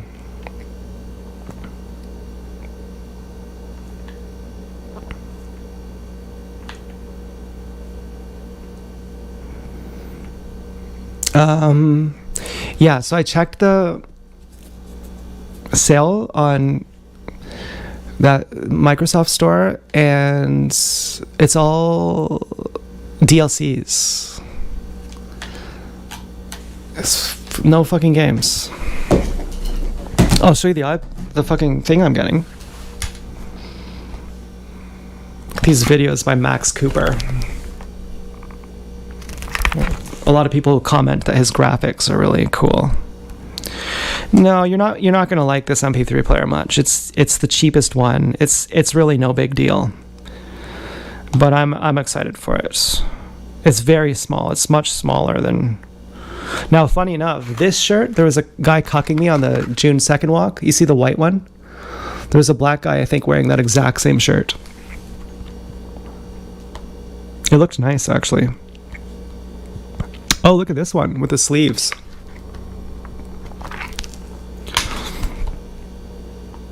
My mom got a nice sweater. My mom, Helen sent a picture of my mom, and I said, oh my God, she's so fat. It was like from a far ways away. I was like, she's damn obese. You know, her boyfriend's going to leave her. This is too much. I couldn't believe it. And then Helen says she calls me and she's like, oh, da da da. And I said, did you tell C-Bubs that I called her fat? And she's like, no, I didn't tell her that. I didn't say anything about that to her. And I said, are you on speakerphone right now? She can hear all of this. And, then my mom is like, oh, hey, we got, we're totally out partying tonight. We're with these gay guys and, Aubrey and Patrick, and they're so cool and they're so great. And, they think, you can't really deal with borderline personality disorder because it's too fucked. You can't really deal with it. Now, this is the first thing we talked about today. I'm like, now this is the MP3 player I got. I'm like, oh yeah, I have borderline personality disorder, because I'm like, yeah, thanks, the fourth, for stopping me from killing myself from Dance Girl. And you better treat me right, Dance Girl, or I'm just gonna kill myself any minute now. Okay, I totally have borderline personality disorder, because you're not supposed to threaten suicide on people. And I was like, you should just be a man and say that was the wrong thing to say, and you shouldn't say that, and that you're actually just being a manipulator and being a fucking manipulator. And then I took it back. I'm like, no, it's true. Okay, because here's why. Because I've been being human trafficked by TSD for a long time, and he has been fucking up everything. And Dance Girl was just too young to even understand what was going on, and she was also a victim of that.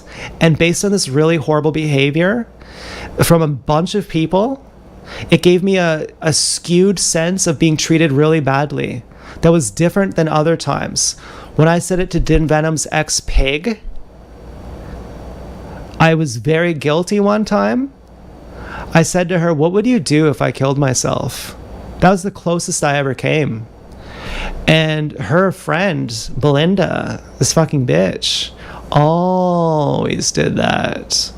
All she ever did is post on Facebook that she hates me.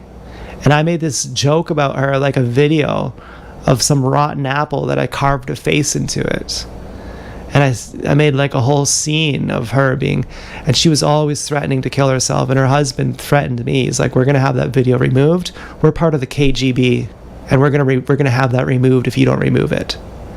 And I'm like, she's saying she hates me.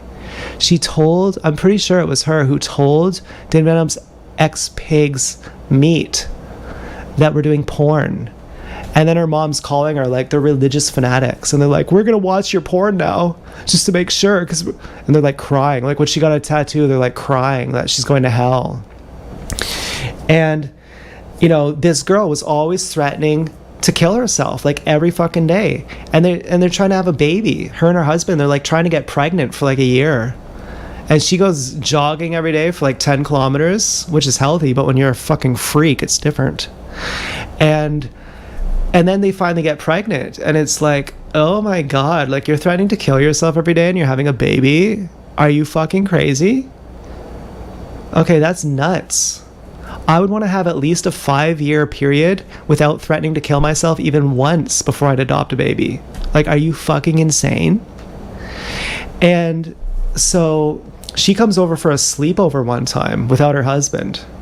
And her husband's the type, he's a big crybaby. And he's the type who, when we go out to the bar together, he goes out to the car to sit by himself because he's angry.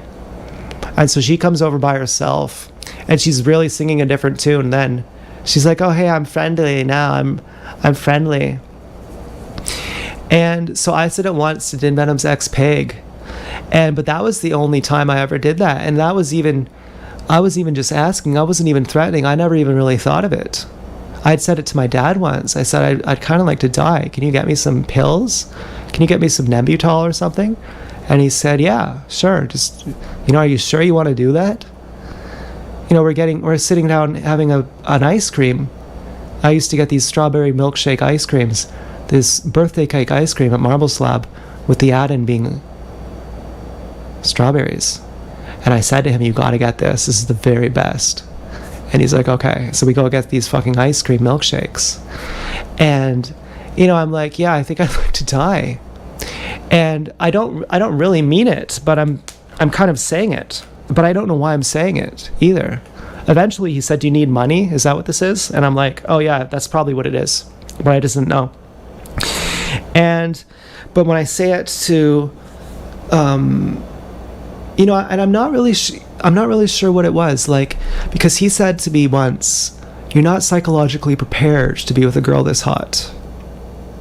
And ultimately, you're saying that you want to kill yourself because you're losing her. But the thing is, she would have a baby with you, and she would marry you. She wants to marry you. And she loves you. But you're henpecked. And that's why you want to die. And for you to stay with her, it's really painful. And, you know, because I asked her once, can I, like, rape the fuck out of you? And, like, just abuse the fuck out of you? And we're going to have a safe word. Like, but otherwise, like, can I just, like, go buck wild on you? And she's like, yep. And I got out so much anger. I was like, oh my fucking God. Like, what the fuck was that? Like, I really hated her. And we're always fighting, and it was just brutal. You know, I would be angry that she would just be happy after a fight. Like, she'd be like, okay, I'm going to go to work. I'm going to go to the bar now where I'm a bartender, where I work with hot guys. You know, I'm going to go to the nightclub now. I'm going to have fun now. And you just stay home stewing, brewing in your own shit. You know? And I'm like so fucking angry.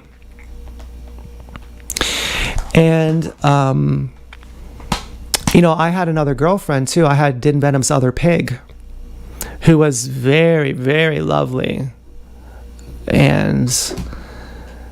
But I never, you know, and she had her boyfriend was not into that. She had many boyfriends. And she was very, very smart. And she would write essays for people. People would pay her to write essays, and they would pretend that they wrote the essays and that she would get them a good mark. And she's like, I used to live in Barbados, and there were these two brothers who would just cruise around the island, and they were so fucking hot. Like, you have no idea. I don't know if she had sex with them or something. But her main boyfriend was this guy named Puya. And she's like, you know, Puya washes his ass in the sink. And he was like a real man span, like a thick, big man. And he was in her band. Very nice, very lovely guy. And she's like, you know, he just doesn't see it. She's like, he's pretty much the love of my life, but he doesn't let me fuck other guys. He doesn't let me have other relationships, and I can't do it. I can't fucking do it. And he'll dump me. He'll dump me over this. And I can't believe that you get it. She's like, you're so stupid that I'm embarrassed to sleep with you. But you get it. I was like, she said, I can't believe that you understand this, but he does not. And I was like, I understand it because my dad told me. And, you know, but she really helped me a lot because, you know, she had big double D retrousse tits, and she was hot enough. She was a model. Like, she was with a reputable company, but I was not into her face, and I was not into the fact that her, you know, she looked like Mr. Burns, kind of. You know, she didn't really have much hips, but it was still exciting to sleep with her though.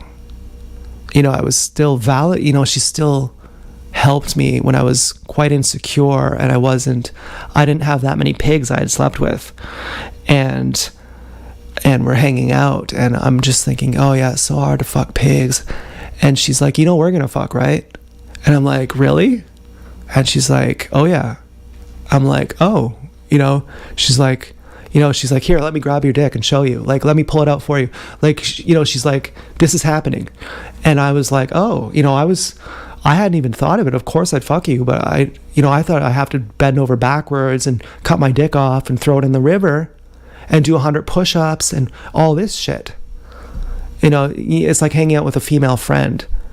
And, you know, of course the thought crosses your mind. And she's like, yeah, obviously the thought is there, and obviously it's going to happen, and obviously I'm not a normal girl. I'm a girl in a band. I'm a different kind of girl. And I was like, oh, you know, that's freaking awesome. You know, that's really great.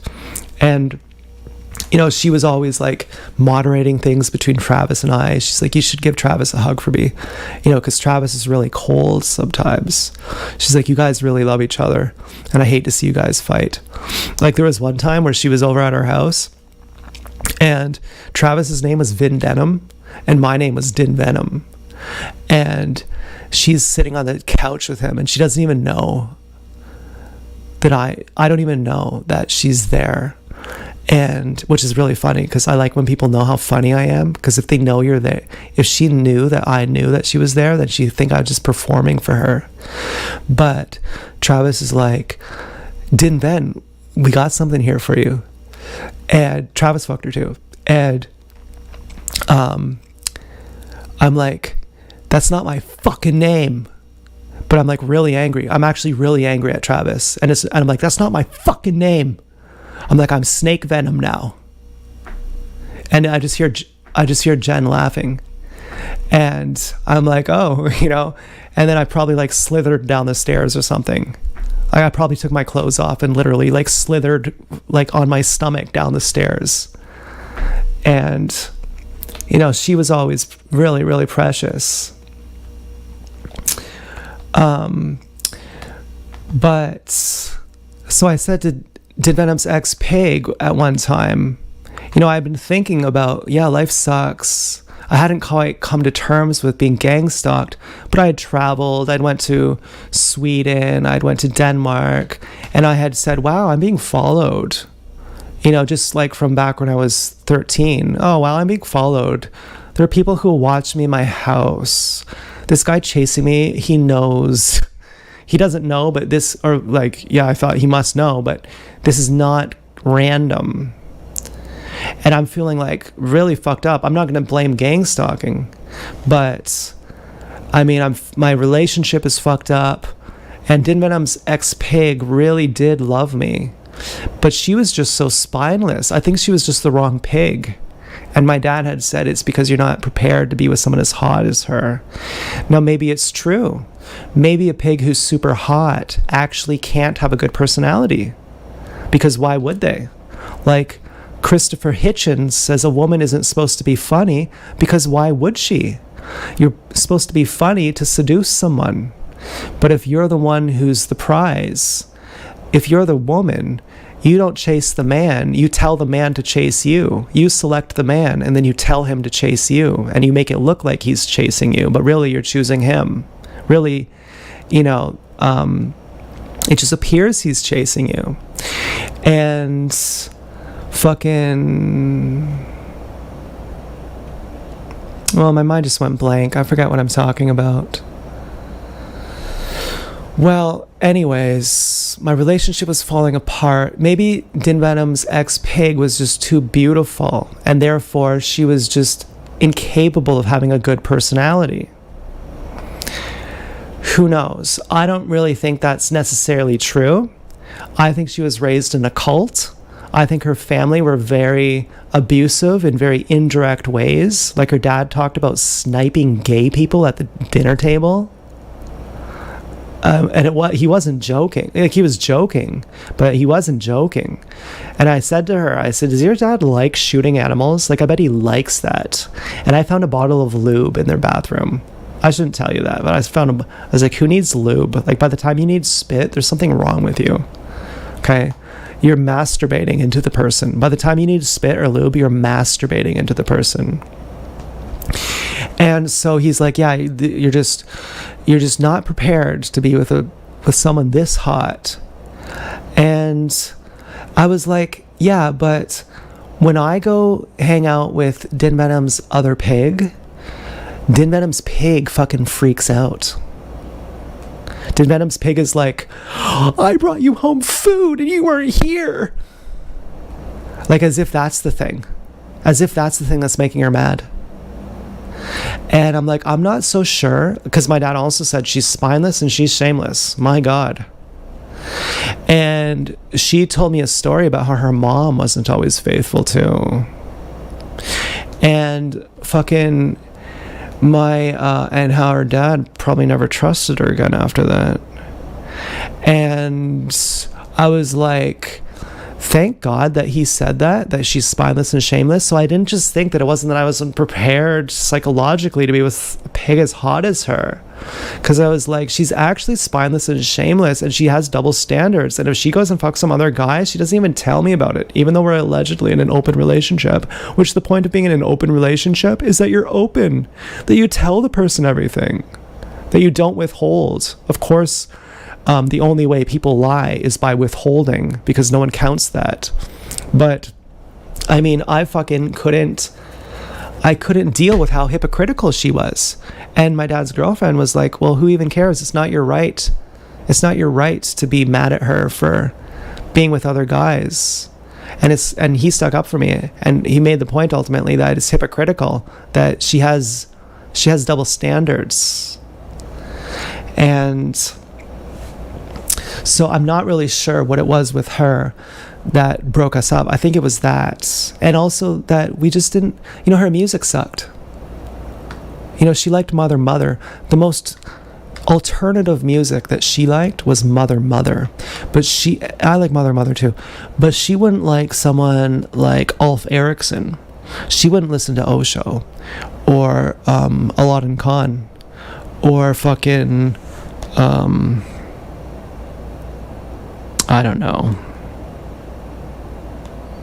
what maybe she would. I don't really know. But the point is that I was just having money problems. It wasn't a true suicidal call.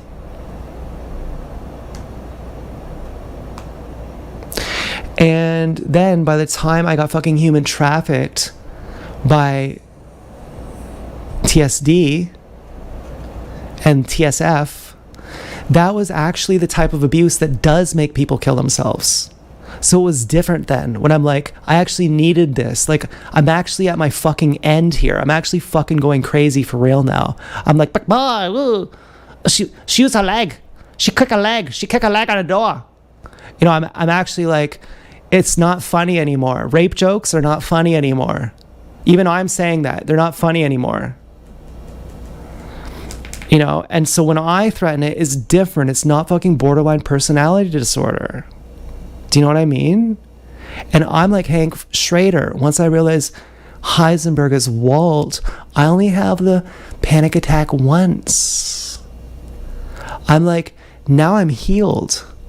I don't need to repeat. I'm not like, okay, I better get some confirmation every single day now, or else I'm going to kill myself. I'm not like that. I'm like, I better get some confirmation every single day, or I'm going to feel like killing myself.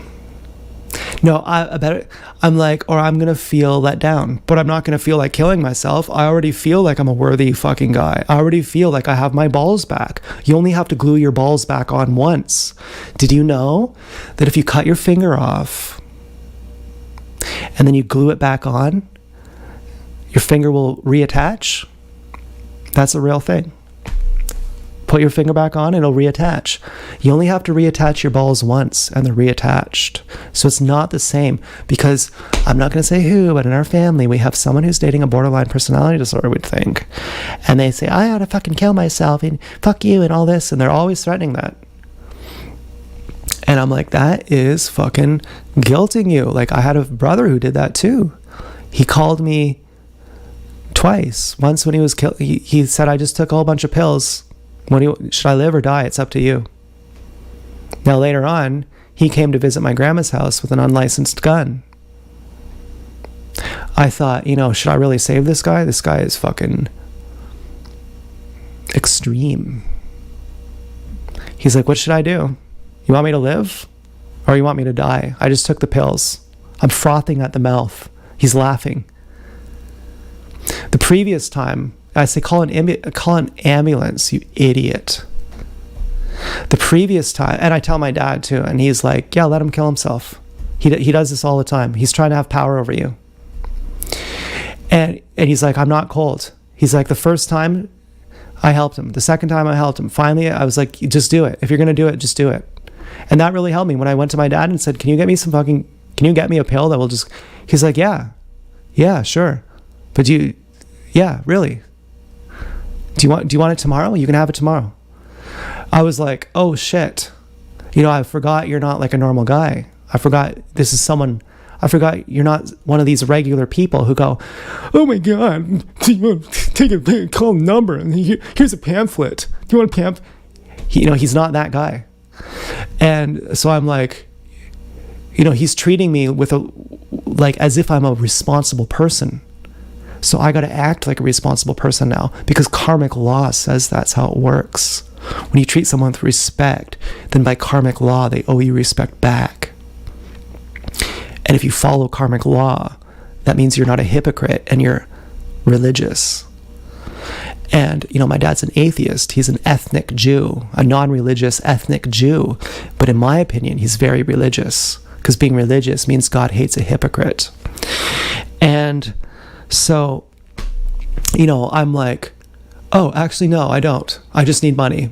Thank you for telling me. I didn't get it. I was an idiot. I was immature. I was stupid. Okay? And, and that could have been with Venom's ex-pig too, one of the things. But you know what it really was? It was like, it doesn't even matter, but it was that she wanted a baby. And I was like, how would I have a baby with you? You don't even tell me the truth. You'd be a good mother, obviously. Very kind, very loving, but you're so spineless. You're just shameless and spineless. Now I call Joanna a coward. I don't think so. I think Joanna is just very submissive, and I mistook that for cowardice. But anyways, I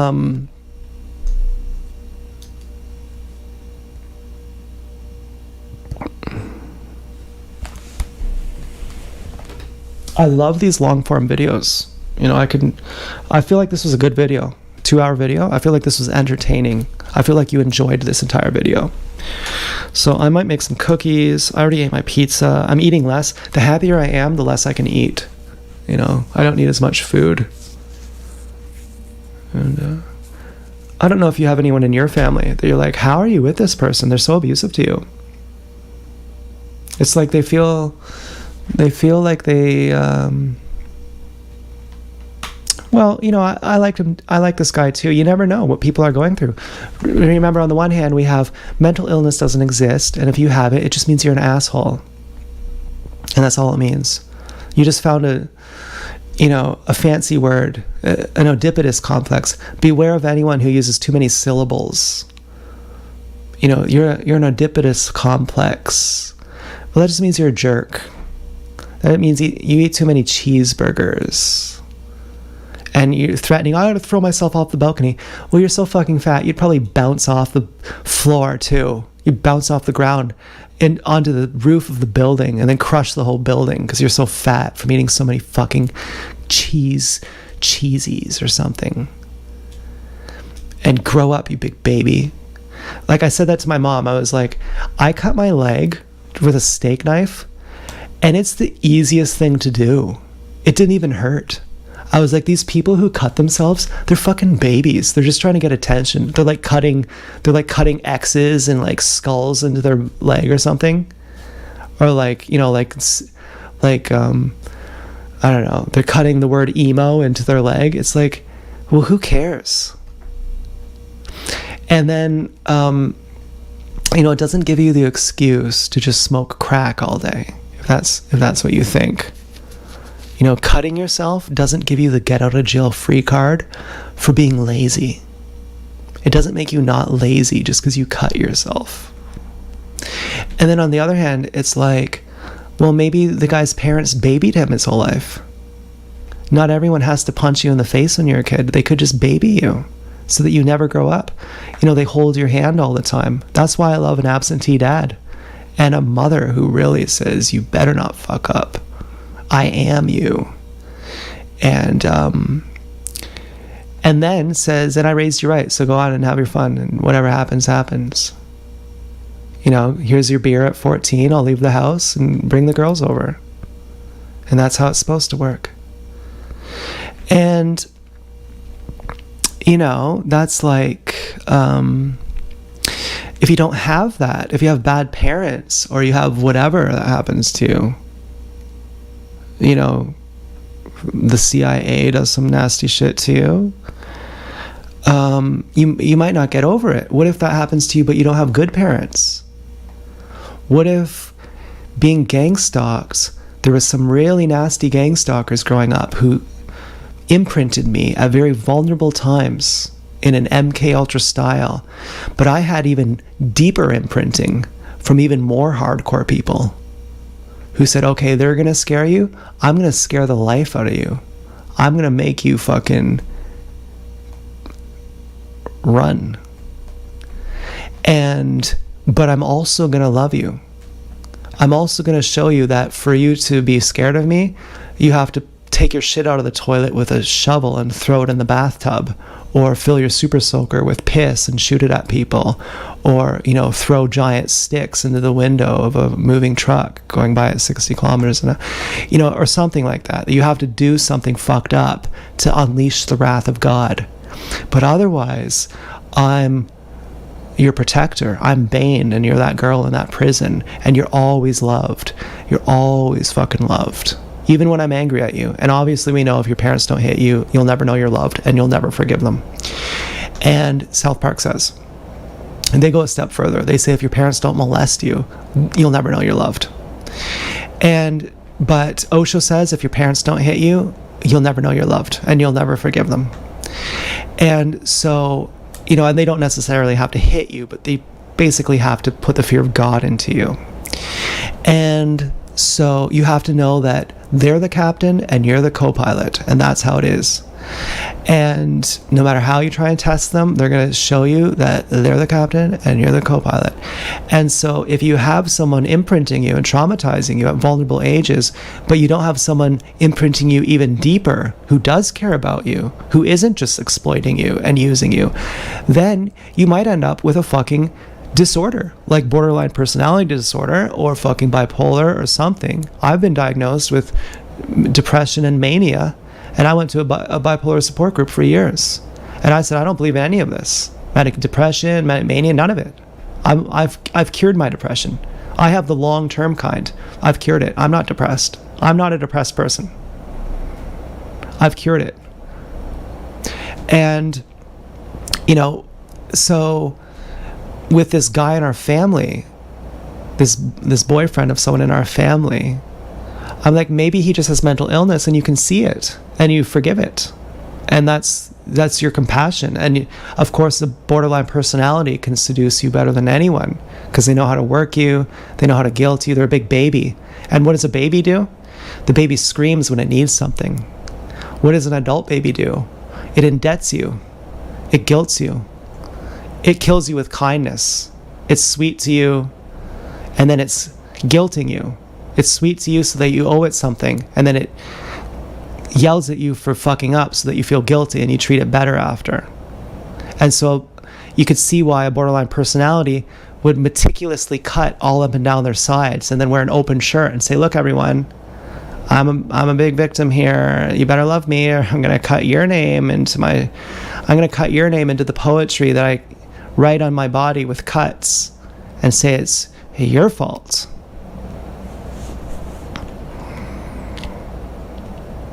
And you know how it is when someone fights with their boyfriend, and you're like, oh, I'll take you in if you need a place to go.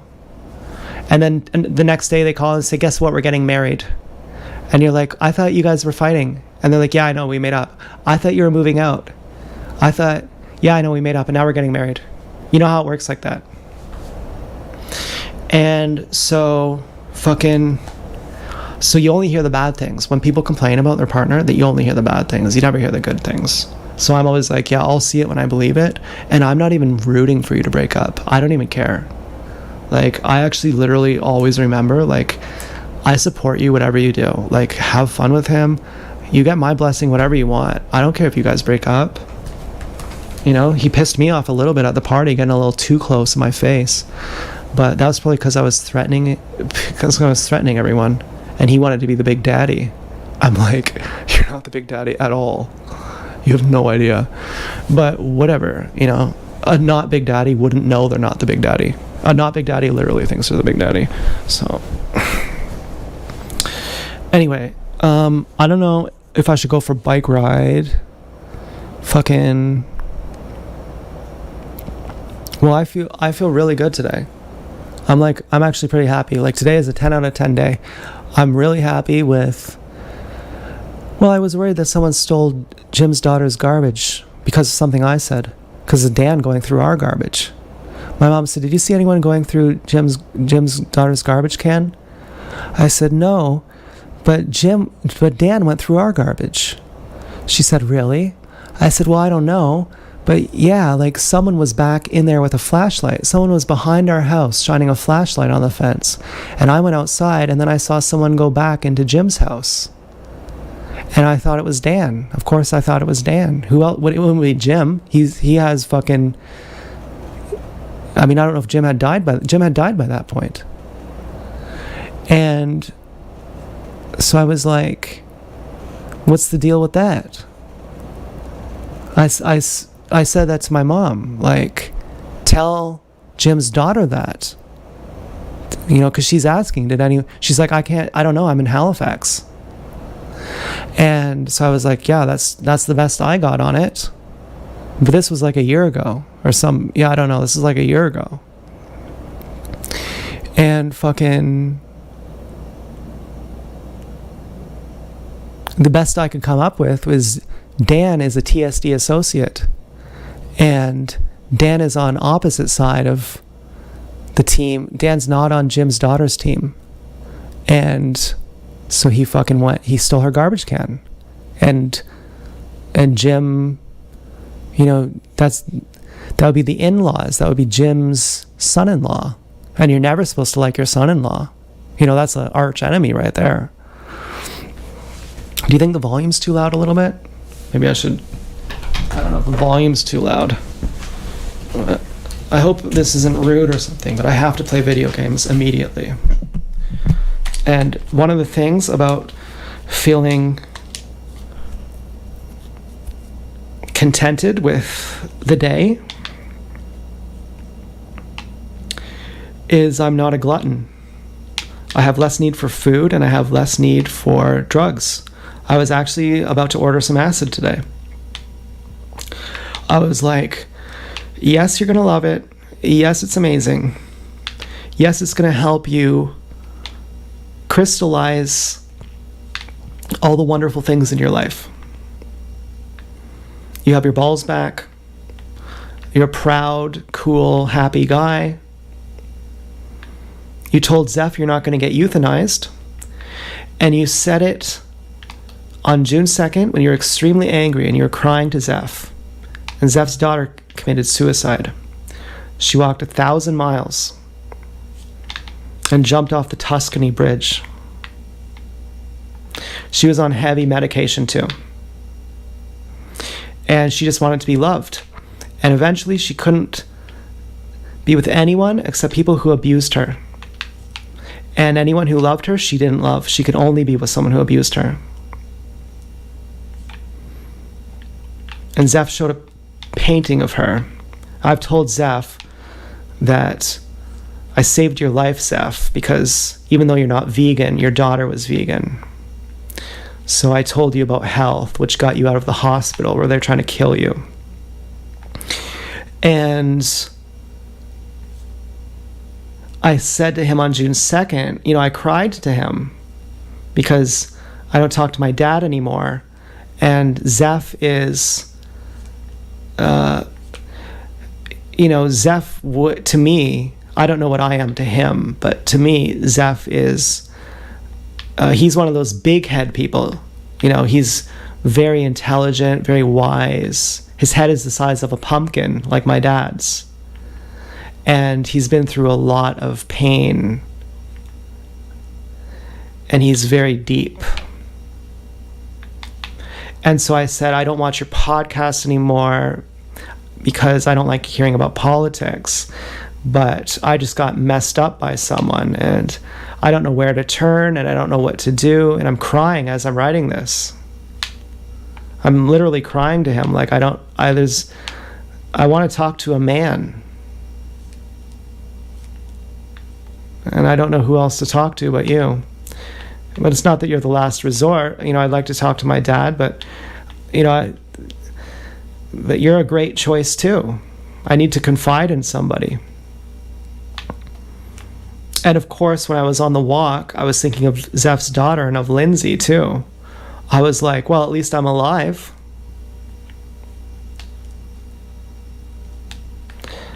And so I'm crying. I always cry when I talk to Zeph. It's always a very emotional time. He's a very important person to me. And if I'm telepathic with anyone, it's only with certain people, and he's one of those people. And I said, I'm really fucked up. I don't know where to turn. I don't know what to do. And I said, I'm not going to ... kill myself. But I couldn't say that because the algorithm would remove the comment. So I said, I'm not going to ... get euthanized. But life is just so difficult, and would you please just hear me cry? And I know you don't like Osho, but he says when you have sex without love, it keeps you in bondage. And at that time I was thinking that my relationship with Dance Girl must purely be sex without love, and I must be in bondage to be in so much pain. And I said, I hope that nobody thinks that I'm not going to get euthanized, because I am. But I'm just saying I'm not going to get euthanized because I'd like to say I'm not going to kill myself. And what I really mean is I'm not going to kill myself. I'm just going to get euthanized instead. And then I started thinking, that's not how people are going to take it. And that's not how Zeph's going to take it. And then I started thinking, what if you actually mean it? What if you actually are not going to get euthanized and you are going to live in this terrible fucking world that you hate for the most sleazy and cheesy reason that you could ever imagine, which you always mock people for at the support groups, which is, I love my family too much and I just wouldn't do it to them because I'm a hero. In spite of the world, I'm a hero. In spite of being surrounded by villains, I'm a thankless hero. And I'm just so great and all that. And also because life is worth it. Because life is...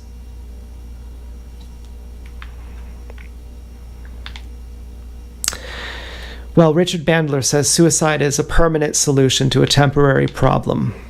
I've said life is mysterious. I've said this to Yasmina about the weather in code. I've told her I thought it was going to be one way, but then it was another. And also, I asked Lisa, do you think you can control the weather? She pauses and she's like, before I took medication, yeah. And fucking, well, Barbara's nice too, But, Barbara is very nice. She was someone at the support group. And innocent, too. If I told her, Barbara, you're really terrible. You're really mean. You use sexual power over people, and you get off on that. She would start crying. She would literally bawl her eyes out. But she wouldn't understand what you're talking about. She would go, she would tell you, yeah, I'm so sorry, I didn't mean to hurt you. But deep down she'd go, but I didn't. You're just being mean to me. That's what she would really say. And so you see the helplessness of their situation. And you want to take responsibility for them. You see they're like unaware of themselves. And this is what Aubrey said about BPDs, which is it would take them like years and years of therapy, but they would never go to it because they don't see anything as being wrong. And so in a sense, you see the innocence of someone like Barbara, and you're like, you really don't get it. And so how could I ever be mad at you? And then your sweet moments are very genuine. There's many things that are very lovable about you, that you are very kind and you're very perceptive and attentive. It just so happens that you're using your perception and your attentiveness for evil. To fucking cuck people and to fucking harm them. To use your beauty and your genius for evil. But your good qualities are still appreciable. Your good qualities are still to be admired. It's just that you use them for evil and you don't even understand. So it's really impossible not to fall in love with you. But it's impossible not to feel miserable with you too. And she would cry. She's like, I just broke up. It was my longest relationship. I'm 30 something years old. My longest relationship in my entire life was 4 months. And I'm like, wow, you know? And she's talking about these guys. She's like, I texted him. I went over to his house. I opened up his phone. I saw that he had already read the message, and he had told me that he didn't get my text. So I started throwing things at him. I started breaking all his stuff, and I started screaming at him to call the police and daring him to do it. I'm like, that's my kind of girl. I'm like, that's my kind of girl. I'm like, that's exactly what I would do if I could get away with it. I'd be like, you fucking lie to me? I guess you want me to break your guitar. I guess you want me to break your acoustic guitar. Why would you want me to do that? You told me you didn't get my text? Why would I want to break your acoustic guitar? I don't want to do that. She's like, you're insane. I'm like, okay, I guess I'll break your piano. I guess I'm supposed to break your piano. That's what I would do too. But, you know, I'm like, well, where does that lead? They're going to change for you? They're like, oh, you broke my guitar, so now I'm not going to do it again. I don't think so. They'll be like, you want me to lie? You want me to not lie to you, so that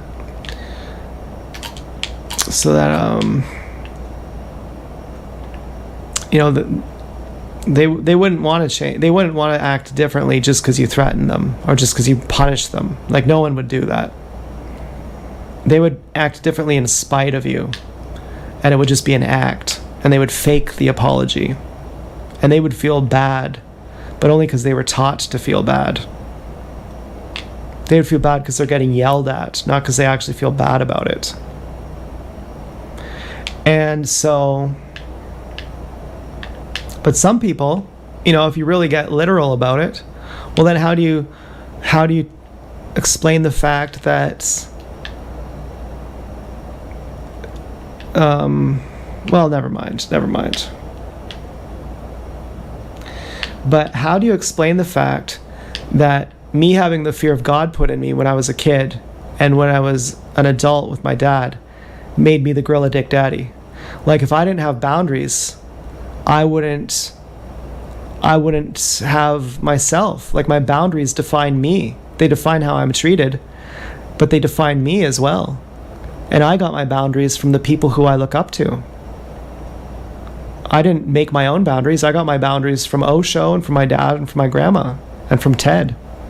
These are the people in our family who are like, if you piss me off, you're going to regret it. Everyone else is like, if you piss me off, I'll hire someone to do something sneaky to you in the back room. And I'll wink that I know that you know it was me, but I'll never tell you. You know, I got my boundaries from people who said, if you lie to me, I'm going to break your fucking shit. I'll break more than your guitar. I'll break your bones. And, you know, but by the time you're dealing with a pig, what are you going to do? You know, Helen was like, I was beating the shit out of my boyfriend, And he had to run away for fear of me. He's like 290 pounds, and I'm 130 pounds. He can't even fight me? What is he, a baby? I'm like, the first thing I think is, he says, I had to leave for my own and for your protection. The first thing I think is, I don't like this, because a girl shouldn't be allowed to hit a guy. It should go both ways. And the second thing I think is, just the other day I told Helen, oh, when I was really mad at Steph, I strangled her until she cried. And I felt bad about it. But then again, she was a cheating bitch, so fuck her.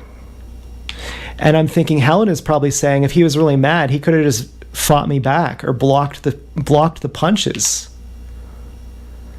Helen was saying if he would have hit me back, he would have thought I would have went to the police. But really, I wouldn't have. I would have just been like, I just had a fist fight with my boyfriend. Like, Din Venom's ex-Pig and I, we used to fight. Like, we would physically fight, but consensually. But we would actually fight and bite. She would bite me. She was really strong. When I did DMT, I could see her warrior faces. I could see her Alex Gray style painting warrior faces. I was like, you're a warrior, actually. You're actually a warrior. I can see your fucking 3 faces. Like the guy in the Riddick movie, where there's a face on the side and a face on the side. And she was really fucking strong. She was really fucking strong. Now, do I think it's cool to strangle a pig? Not really. I wasn't like, you fucking cheating bitch, come here. We just liked doing femdom, like male dom, really. It was, I wish I would have gotten more into femdom. But I mean, I kind of did with cockhead torture, which was crazy. I was squealing and squirming like a worm on a hook. It was the craziest thing. If you've never had a really hot pig fucking do cockhead torture on you, and it has to be a really hot pig to compensate for the fact that it's actually torture. It has to turn you on so much that it's worth it to be tortured. And she's just fucking the tip and nothing else. Makes you come over and over, but just fucks the tip. Just sucks the tip. Just like does that on her hands on the tip. Forever. Like, it doesn't stop. And you're like, it's worse than being tickled. It's like the craziest thing. And fucking, so we were having sex one time, and strangling her was a normal thing, but I just did it too hard. And, you know, she started crying, and it was like, I think that was because I was angry. You know, it was too, you know, Rocco says a lot of these new guys, Rocco's a porn star. He says a lot of these new guys, they don't understand escalation. And they'll start off just slapping the girl in the face. And they don't understand there's a time and a place. You have to get to that point where she's ready for it and she wants it. Or strangling. But if you just go straight to, like, Elizabeth had this guy who she always thought was really cool and really hot, and then eventually she said he's just there to hurt her. And they were hanging out, and out of context, with no foreplay, he just grabs her by the throat and starts strangling her. And then I said, he let go, right? Meaning, like, don't call the police on him. Obviously, you're a tease. Obviously, you deserve it, you stupid cunt. But fucking Din Venom's ex-Pig, I don't think she deserved it. I mean, it really scared her. She was really crying, and I was like, oh my God, never again. I'm fucking horrified. Like, I actually don't get off. It doesn't actually bring me pleasure to make you cry. And fucking, you know, so I'm telling Helen that, like, you know, I lost my temper on Steph, and I fucking strangled her until she cried. But you don't deserve that. You don't cheat on your boyfriend. You don't treat him bad. He is bad to you. And so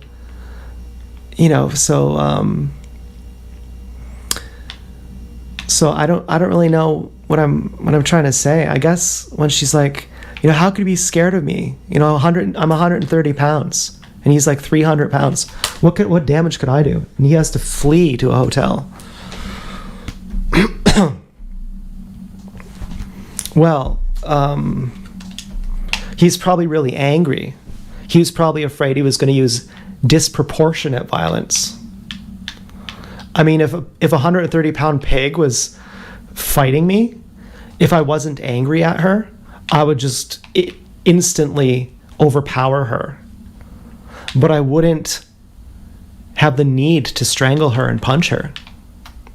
For that to happen, she would have to actually be under my skin. She would actually have to make me angry.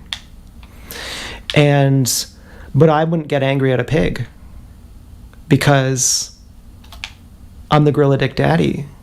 And that means that so if people treat me bad, I'm like, I don't deserve to be treated like this. I'll rather just leave. I'm not on this level. I've had so many gang stalkers who are just, forget that I said gang stalkers. I've had so many people who are kind of degenerates who happen to be gang stalking me, who are really happy about the power that they have. And they look at me with hatred as they rev their engines. And I'm like, oh, you motherfucker. Ooh. And I'm like a total bitch faggot. And I'm like, what the fuck are you doing? And then afterwards, my life gets better. I stop creating so-called mental illness by creating adrenal fatigue, by eating too many chocolate bars and giving myself acne, like in that commercial. People think I eat too many chocolate bars. It's one of the funniest commercials ever.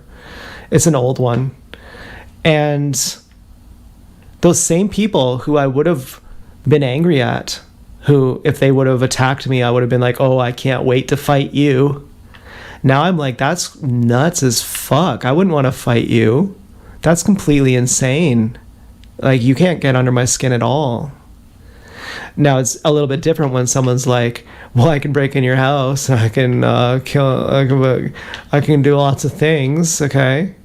But just someone who is like driving by, revving their engine and staring hatred at you, visibly emanating hatred at you. I can't believe how petty I used to be. And it's like something I don't even relate to anymore. But it's addictive to fight with people. I hear Helen fighting. I'm like, oh, I know everyone in the family will say you guys should break up. You're clearly not happy together. But I know you get a ton of chemicals from that.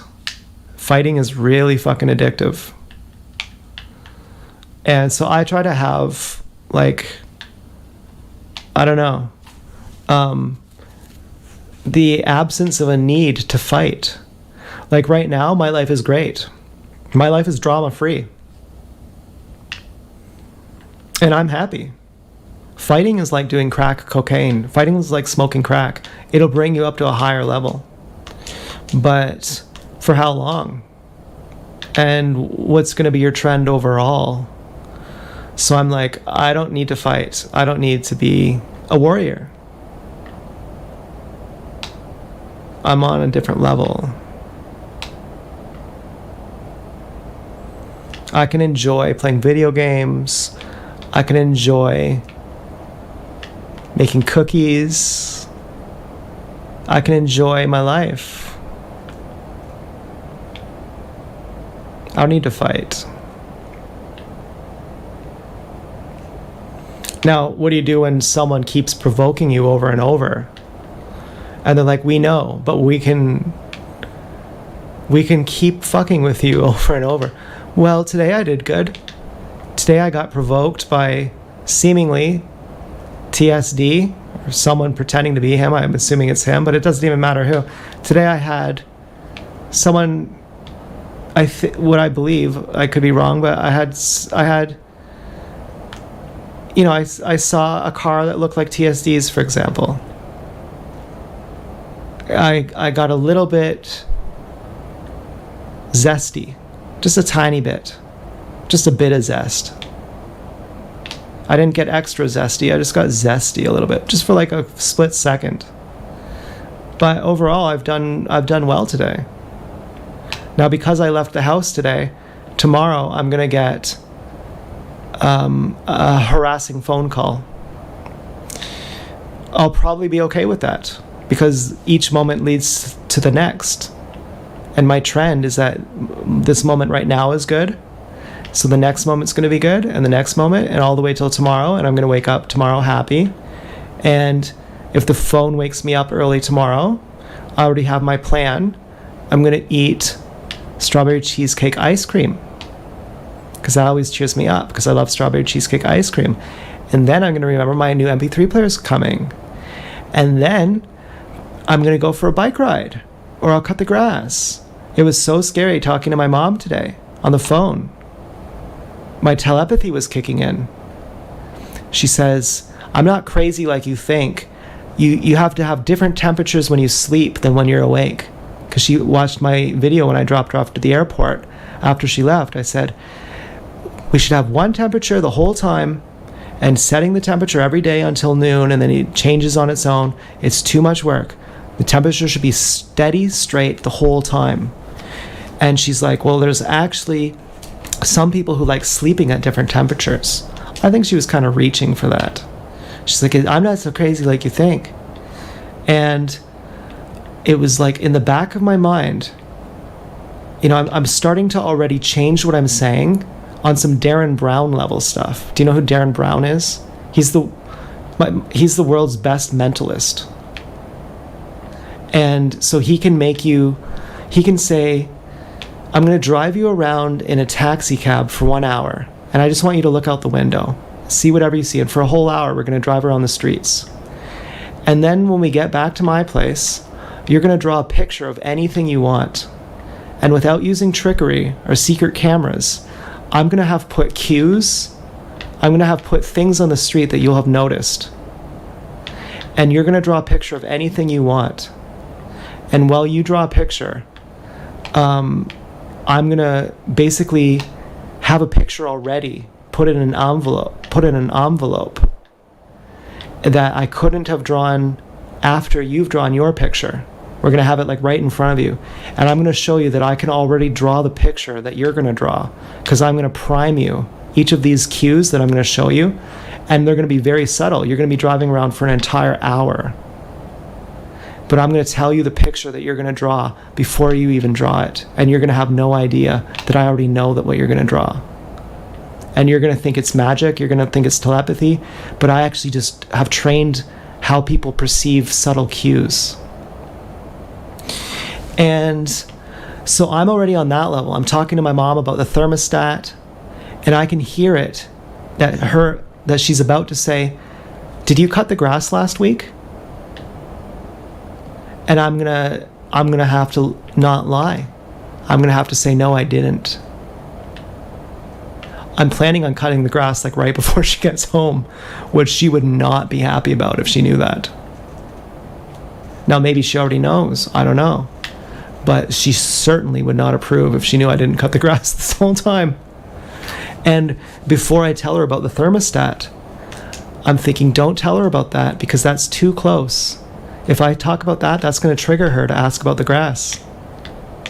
And I'm already having this dilemma in my head. Don't say this. You got to go to a completely different topic. You got to go far away from local how's the house type things. But, you know, the conversation came up because Helen says, did you know that I have 2 distinct temperatures? I have 2 times set on mine. On ours, we just have the AC turns off after midnight. On Helen's, she shocked the hell out of me. She said, I turned mine down to 70. I said, I feel criminal even turning it down to 71. But 70? But actually, if you turn it down with warm blankets, that's how you sleep the best. In cool temperature with warm blankets. This is scientifically proven. Helen didn't know this, but she figured it out by her own experience. And really, if it were up to me, I would also turn it down to 70 and I'd sleep with, I said, unless I'm wearing a sweater, it's not cold enough. And then right away I regretted it. I said, oh yeah, it's my mom who pays the bill for this. And I said, or a t-shirt. I should wear a t-shirt too. But I like it cold. I like having blankets. I like wearing pants. I like not having to be naked in the house. Not waking up drenched in sweat. I have no idea how my mom does it. She's a fucking heifer. And I'm waking up, I'm pretty skinny here, and I'm waking up soaked in sweat. But the other thing is I'm a heifer too. I got this big double chin. You can't tell because I'm so tall. But I am in fact fat. And it's not good, and I'm trying to lose weight. And today I finally did it. I was happy with my life today. Right? Today gets a 10. I couldn't be happier with my life. And therefore, I don't have to eat as much food today because I'm happy. And that's how it works. So I'm really fucking happy about that. I'm happy about being happy. I'm happy about being happy about being happy. I'm happy about being happy about being happy about being happy about being happy about being happy about being happy.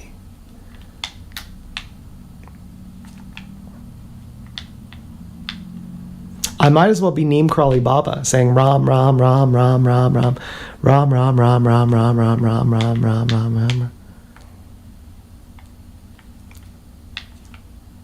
Maybe not.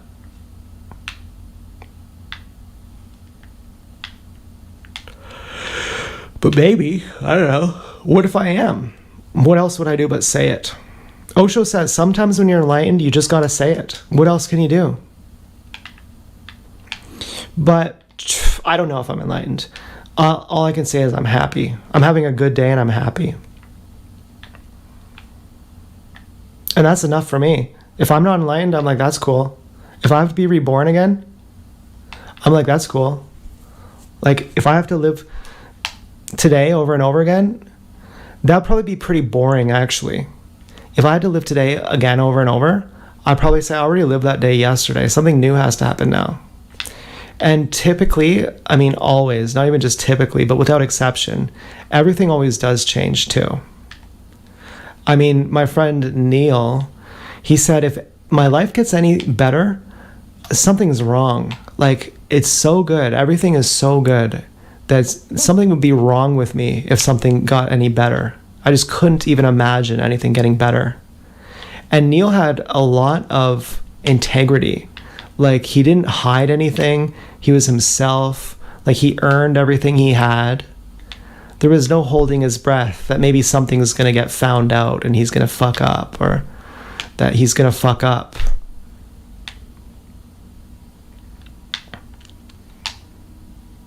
I really loved Neil. He's really a very special guy.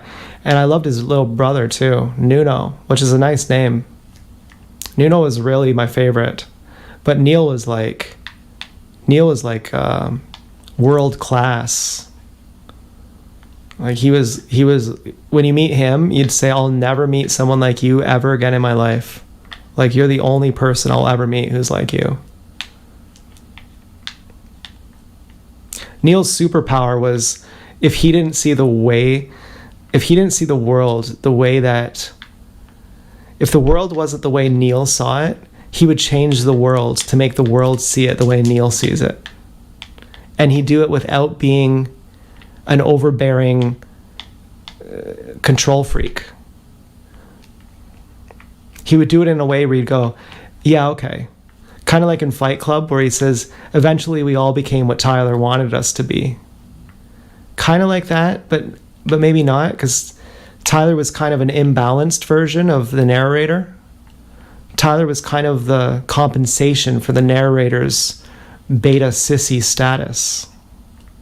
And the real version of him was at the very end. And of course, we love Tyler because we're beta sissies. And Tyler represents who we wish we could be too. But we don't really want to go that far. Neil was more balanced. Neil was like just machine-like disciplined. Well, he was just a charismatic, smart, fun guy. He was just a great guy. And then his friend Abdul, he was really, really world-class hypnotist. He's like the best hypnotist ever. And he named himself Charisma. And he was utterly hypnotic. He was the most hypnotic person I'd ever seen. You instantly go in trance when you talk to him. And all he did for years was put people in trance. He did cold approach pickup all day, every day for years. And he just learned how to put people in trance. He was rich as fuck. He had like, the hottest girls you've ever seen. Like go to Denmark or Sweden and go to a nightclub that costs $50 a night and see girls who are so hot that you've never seen girls that hot. And he had those kind of girls. He had like his girlfriend with his baby who he lived with. And then he had his whole crew, his whole team of people who made money for him. His company was called Future Money. And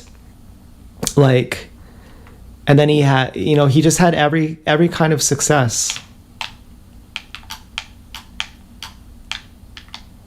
But there was something about him where he wanted me to work for him. And I was like, no, I don't trust you that much. I feel like you're too hypnotic. Really. That's how I felt. I feel like you're too hypnotic. And I couldn't believe saying no to him. I couldn't believe it.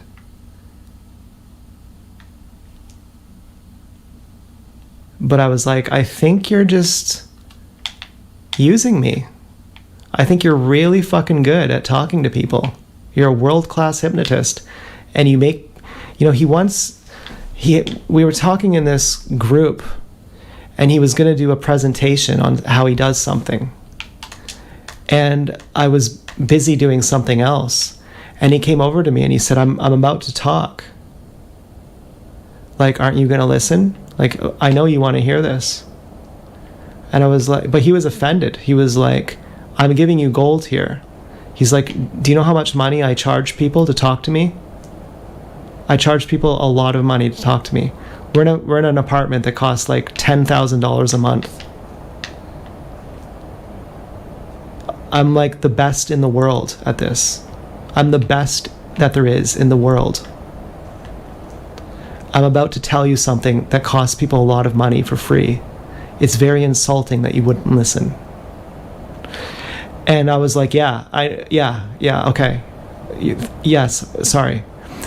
But then when he wanted me to work for him, just selling something, selling some kind of, I forget what it was, some kind of service. I was like, I guess I'll just be one of your fucking monkeys. Like, I guess, I feel like I'm getting played. I feel like you don't care about me that much. But it was with great respect that I said no. I was like, if I was ever gay, I'm like in love with you. Like, I can't even believe it. He said that to me. He's like, are you gay? I was like, no. He's like, are you sure? I was like, yeah. And meanwhile, I'm like looking at all his pictures all the time. I'm like, how am I under this guy's spell? I've never felt like this about a guy. I couldn't believe it. And he'd kiss his friends. He'd kiss his guy friends on the cheek. That's how they'd meet every time.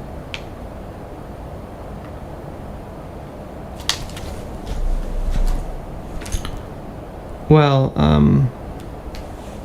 yeah, of course I was fervently gay. And, but I was in the closet. I was bi, but I couldn't admit that. It took me a while to get out of that phase. and then admit it. To admit it in plain language that, oh yeah, I was bi in my 20s.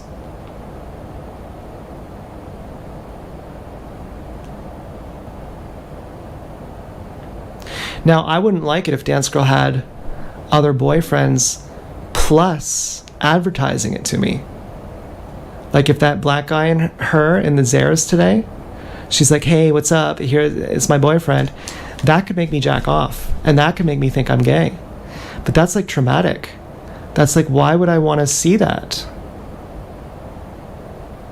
I've already told you, if you do that, I won't dump you. But you wouldn't have to tell me about it all the time. What would be the point of telling me about it? Just to make me jealous? And then if I jack off to that, that's a trauma jack. But that can make me think I'm gay. And Travis one time, Din Venom's ex-pig made custard. Now Travis is a top, and I'm a bottom, if we go that route. And he starts gagging. And he's like, that's just so disgusting. It looks like cum. And I'm like, I know exactly how you feel. Because fucking a dude would make me feel so disgusting. But getting fucked by one? Yes, please. Sign me up. Bottom all the way. Which means actually I'm super straight. Means I'm super fucking straight. Because if you don't love a guy at his worst, you don't love him at all. And a guy's worst is his ass. And I wouldn't fuck a dude. That's gay. But getting fucked by a dude? That's just him fucking me. And I'm just pretending I'm a girl, which makes me have more love of women, which makes me more straight. And Travis was like, you know, it's the same for me. I'd fuck dudes because I'm so hyper masculine and they're so feminine compared to me, so I'm actually straight. And Travis's mom and my grandma are like, you guys are fags. And, you know, my dad said the same thing. And, you know, we're like, no, we're just creative. Okay, we're just creative geniuses, and we're on a different level. Okay, and you should see our pigs. And fucking Travis has hot pigs too. And, you know, fucking, oh, what was I gonna say? Oh, I don't know.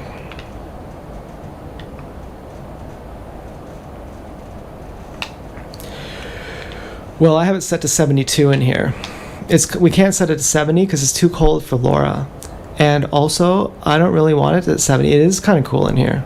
I was like, you gotta put it up to 72. 71 is criminal. So I hope my MP3 player comes charged. I hope it works with my headphones. I think it will. It'll sound good enough. I asked ChatGPT, is a cheap MP3 player good? Does it sound all the same anyway? It says no. You need one that is heavy, with heavy drivers. An expensive one will weigh more. The one you got, it's like the size of a pack of Tic Tacs. And it weighs like 5 grams. But it'll sound good. It's a versatile, it's a well-balanced one. You're getting a cheap price. For the price, you're getting the best one. $50. Yeah, I have a check from the government, so that's gonna pay for that. And I'm not getting acid. Why am I not getting acid? Because acid will make me feel really good. It'll help me crystallize my new self, but I'll come down. And I don't want to cheat.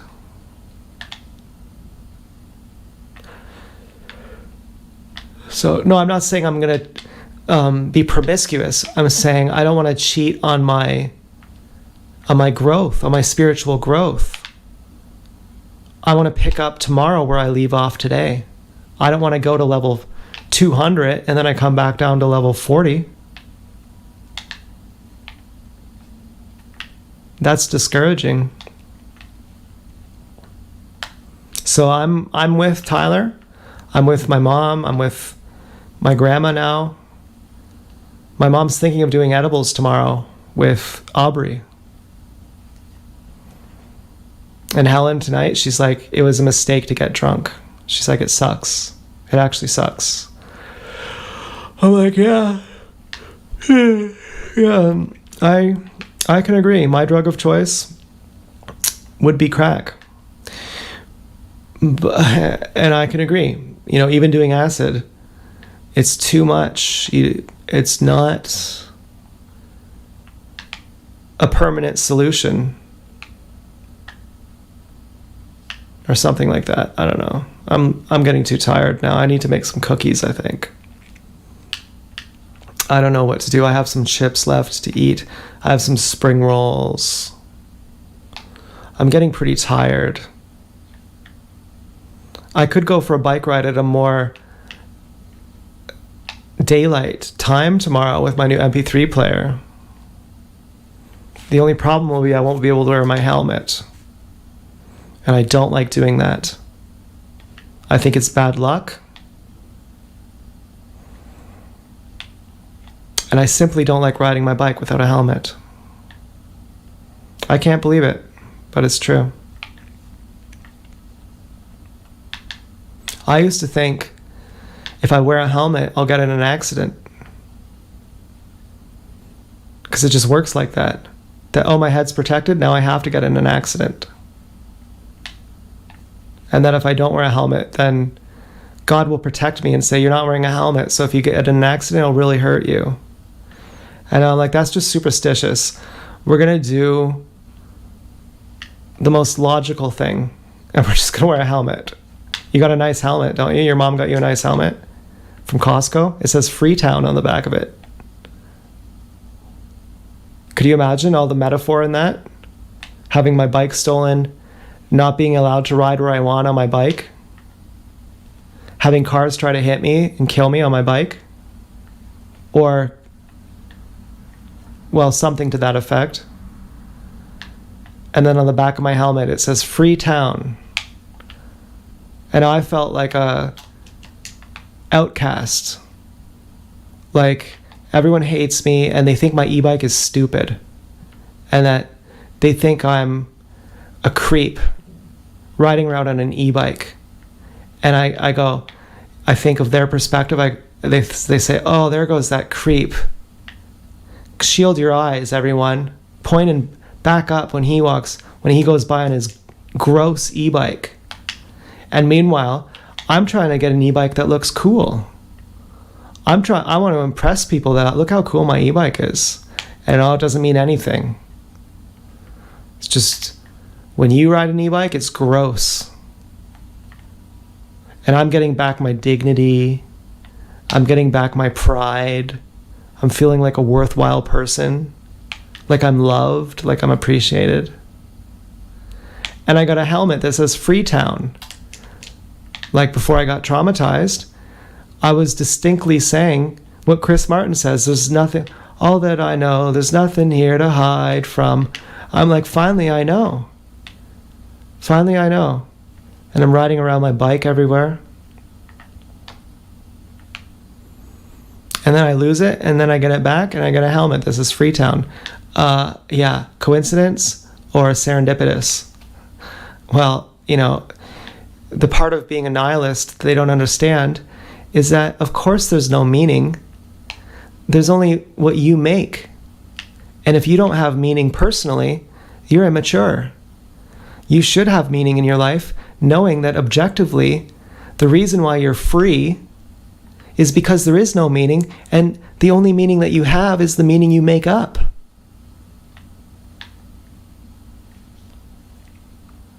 So, what's the meaning that I make out of the coincidence? That there is no coincidence? That I make that meaning, I say it's serendipitous. I choose to believe it for fun. That God put this here and said it's Freetown. You got a nice helmet. It's a nice color. Yes, it's blue, but blue can be a nice color as well. And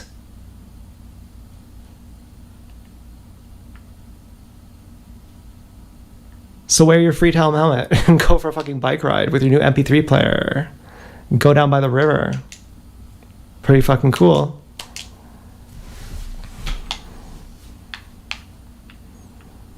And you're happy enough, you can take all the harassment from TSD. You're happy enough you can get sleep deprived tomorrow and it won't matter. You'll wake up and you'll go, I'm so happy I'm me. If you weren't vegan, you'd say, I love my livestock. I love my livestock. I'd be down at Robert's Box Meats. My grandma's like, I don't like that store. I was like, why not? She's like, I don't like it. I thought, what does that mean? I didn't ask more. But I mean, if I ate meat, I'd be going down to Robert's Box Meats, getting a fucking roast of ribeye, 3/4 inch, marinated in zesty Italian, barbecued, medium rare, with potatoes, and lots of butter, and lots of salt. So much salt, you wouldn't believe it. I don't get it. Even a lightly salted Lay's potato chip is too salty for me. And if you give me regular Lay's, I won't even eat them. I mean, I will, but I won't enjoy it. It's too much. It's way too much salt. I can't stand that much salt.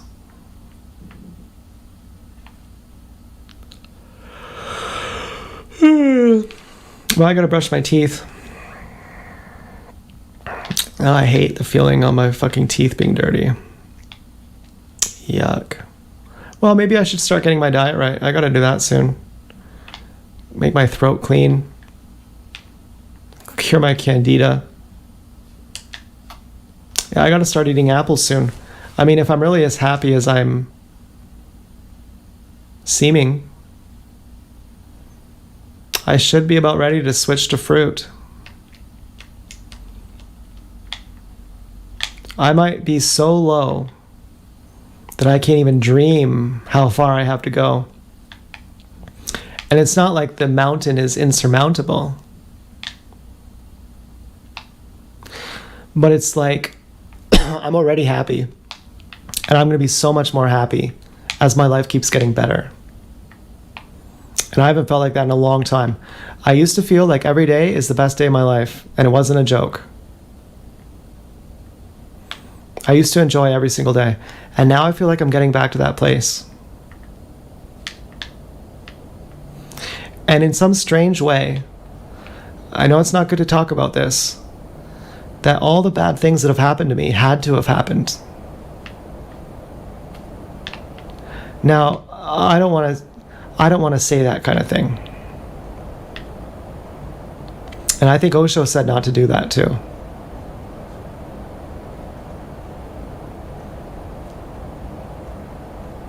Because it's really how you react to it. The thing that happens to you is merely a catalyst. You say, thank God that I got mistreated.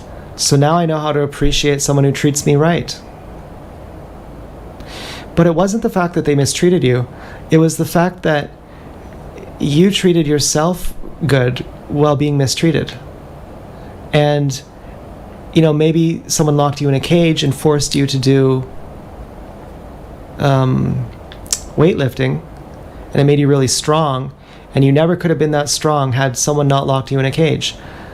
But it was you who did the weightlifting, I guess. I don't know if that makes sense. Maybe that's stupid, but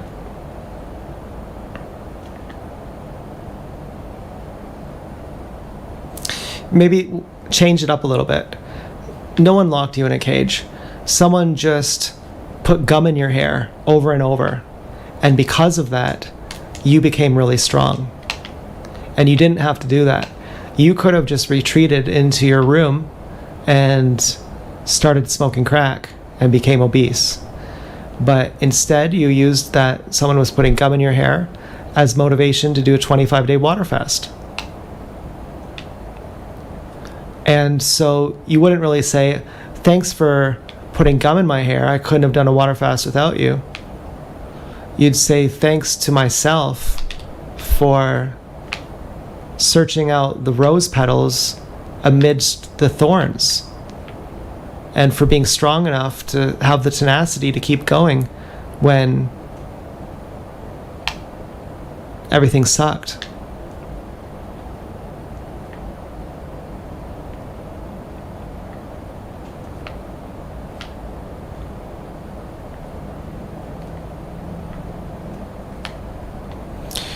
So my cookies were too sweet last time. I'm gonna put less sugar this time. It could have been because I used purely brown sugar. This is typically not the thing people do. You usually use white sugar and brown sugar.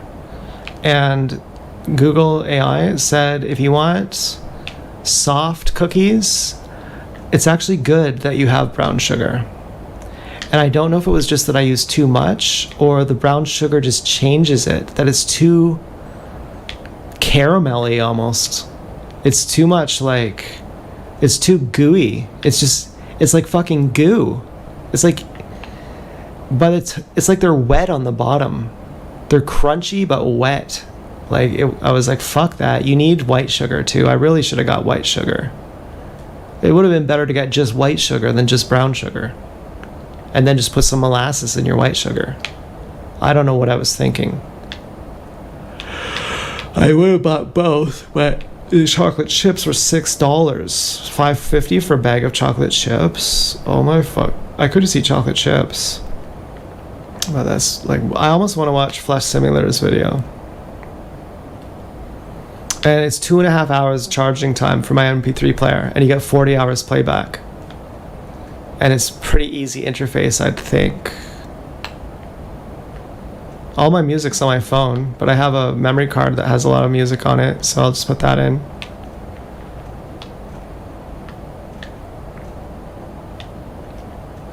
Anyway, could you see how today is a more entertaining video than last night? Because I actually went out today. I actually was brave today. I feel much more alive. Now, God forbid it rains every day until my mom gets home. And I don't have the grass cut. Oh, that would be bad. That'd be really fucking bad.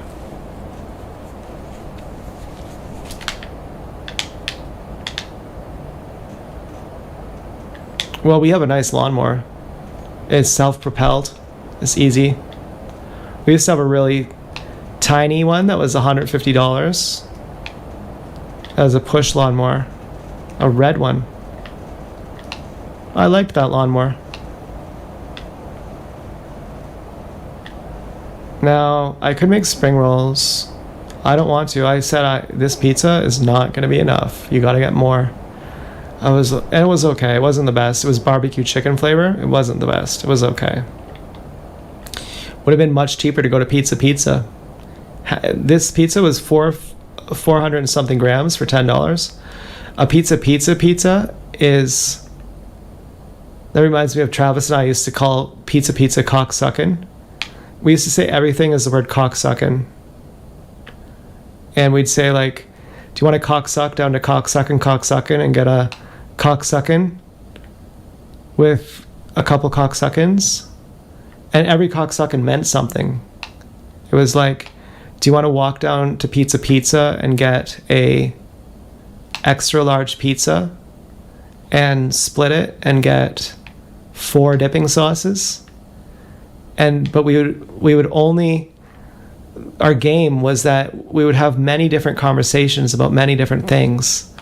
And the game was to try to say the word cocksuckin' as many times as possible. So that we were eventually just saying cocksuckin', cocksuckin', cocksuckin', cocksuckin', cocksuckin', cocksuckin', cocksuckin', suckin', cocksuckin', cocksuckin', cocksuckin'. Or it was, I kind of messed up there. But we did cocksuckins between cocksuckins. Like cocksuckin', suckin', cocksuckin', cocksuckin'. And it would just, and then my mom started saying it. And I was like, oh, this is too much now. Like, I gotta brush these cocksucking teeth. I gotta go brush my cocksucking teeth. I'll be right back.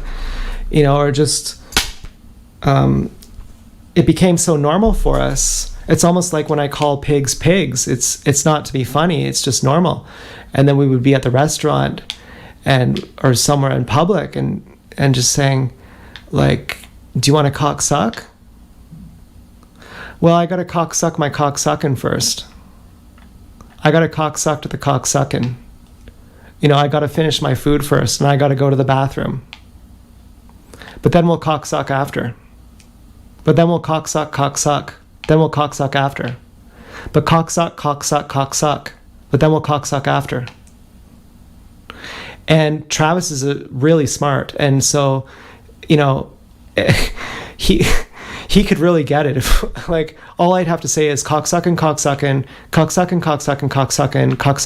He's like, 17 cocksuckins. Okay, you want to go to the pizza store. Like, it was so funny. And then eventually, like, he got angry one time. He's like, he kept saying it angrily by accident. He's like, I can't stop saying cocksucking. He's like, I can't fucking cocksuck and stop saying it. And he would get, like, really angry.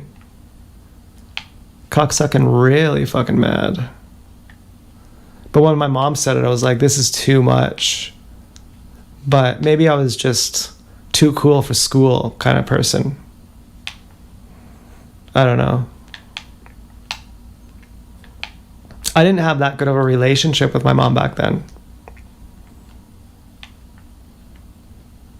We called our moms our meat and our other family our other meat.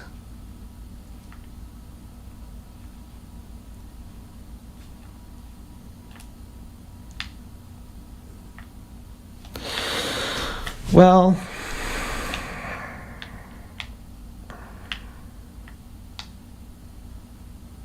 I don't know what to cocksuck.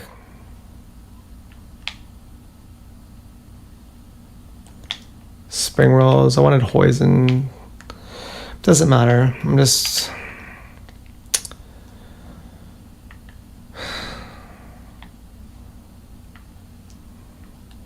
I'm still self-conscious, you know. I still have self-esteem issues. Like, if I don't know what to say, I judge myself. But overall, I'm happy with this video. But it's no consolation right now. I'm kind of judging myself right now. Like, what were you talking about? Didn't you have a topic just a minute ago? And the whole cocksucking thing was a tangent? But what were you talking about originally? You can't remember. Well, now you're kind of angry. You can't remember. Yeah. Well, at least I'm not smoking weed anymore. Again, it's no consolation. I'm still angry. I can't remember. But when I smoked weed, I was really angry all the time. I can't remember anything.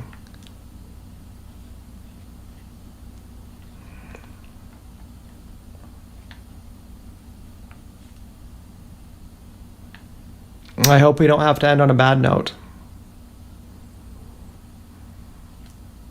But I might have to turn the video off because I don't know what else to talk about now. And I feel like we had a really good video tonight. Really good hangout session. And now all of a sudden I can't even remember what I'm talking about. And I gotta eat spring rolls and chips. Oh man, I hate this feeling. I can't stand it. It's like my light just went out in my stomach. My mood just changed.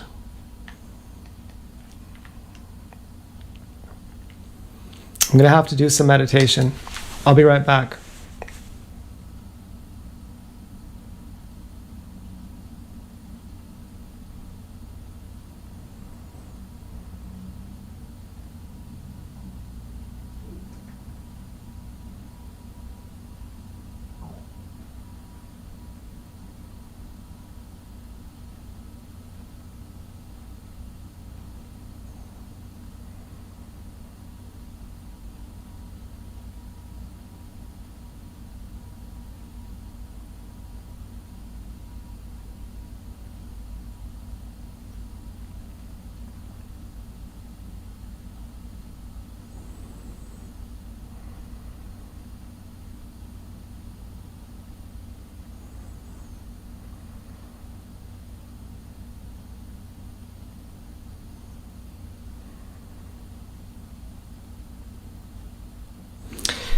Nothing's happening. I'm just closing my eyes, trying to remember what I was talking about.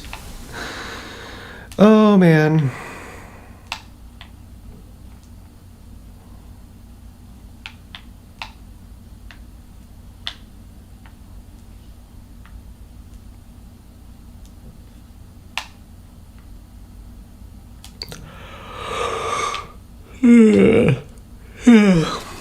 Well,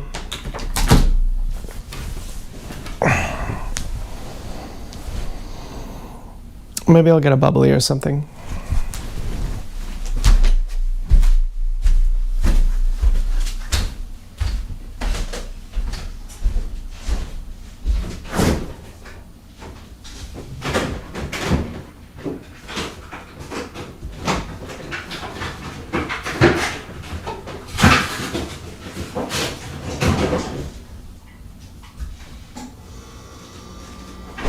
Chilies.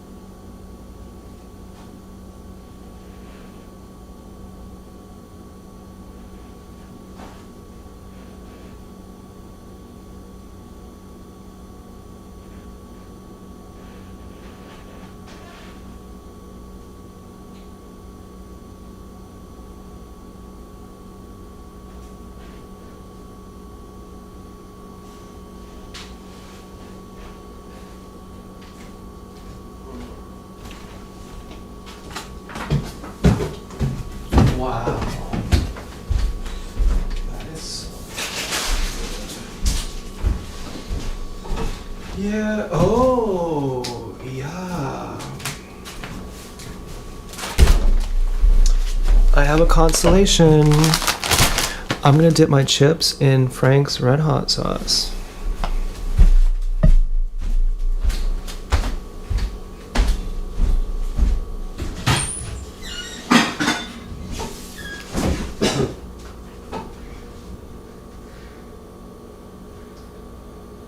Find it.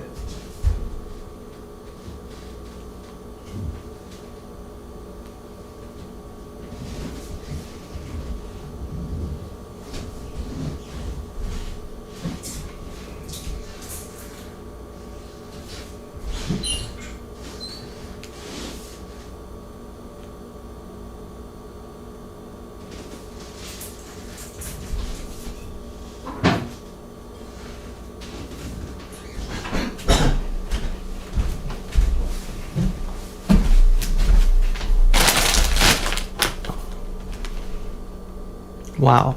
I'm going to change the batteries and the microphone. I'll be right back.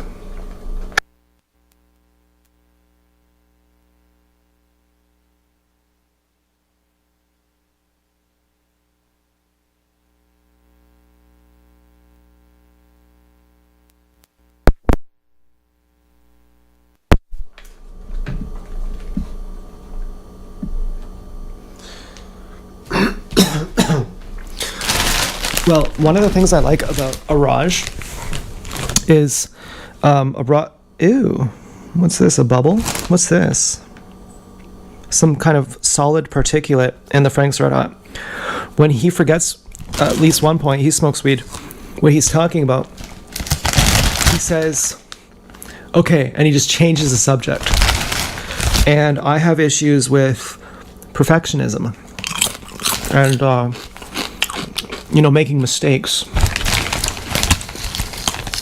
And so this could be a good opportunity for me to just move on. I can't remember what I was talking about. But forgive myself for that. And therefore, still be happy. When I closed my eyes to meditate, all I was doing was trying to remember I couldn't do it. I think a lot of people, when they meditate, all they're really doing is trying to remember something, trying to figure something out. I'm like, well, how's my energy? Is it good? Or am I just relying on being hot? Doing mukbang. Yeah, I don't think it's a gimmick. I think I'm pretty much in the zone. You can do a retinal scan. Maybe I'm trying to be too smiley. Is this really my neutral default face? I'm not putting it on. Anyone can put it on for 10 minutes. Am I putting it on? I don't think so. I got my magic.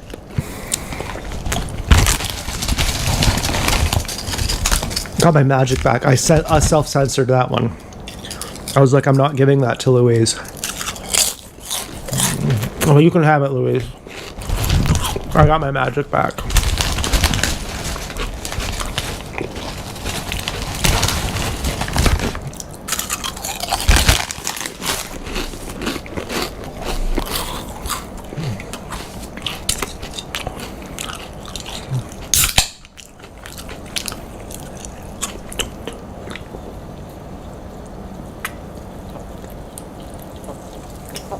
I don't need to do drugs right now.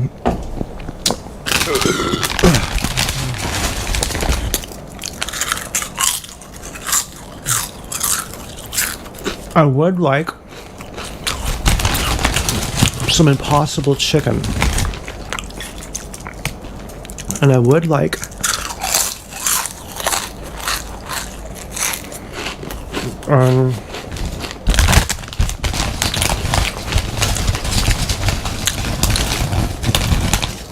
some butter in my Frank's Red Hot. Frank's Red Hot on its own is not good.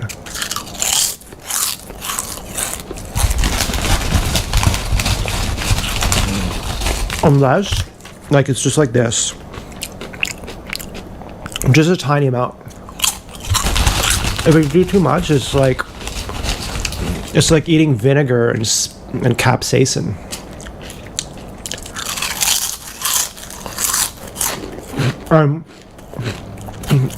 I just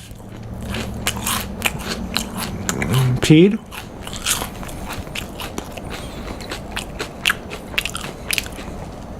My fingers smell like if you just fingered a pussy. It's extremely pungent.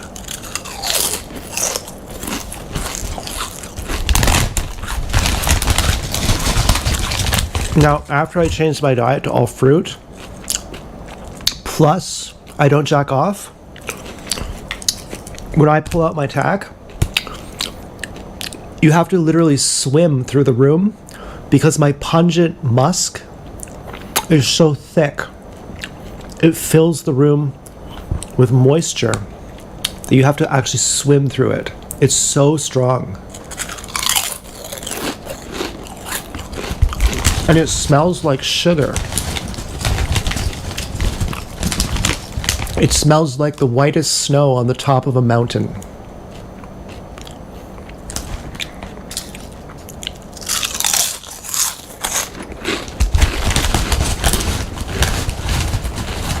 You'd think, how can it smell so light and so strong at the same time? How can it be so captivating and encapsulating while being so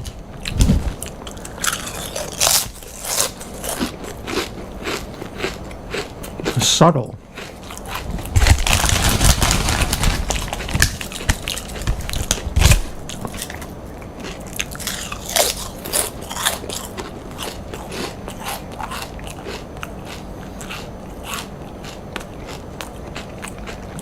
It's too much, but you can't get enough of it. It's too much. You know, I'd really think if I could bottle this, I might as well put it behind my ears.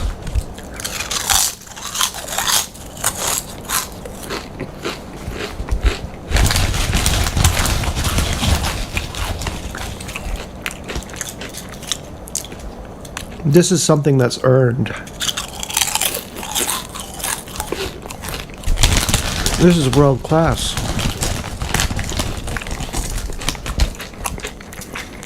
And then the craziest thing of all, which you don't know, but when you eat the proper diet and you're circumcised and you get an erection, it's about the painfulest thing you'll ever experience in your life.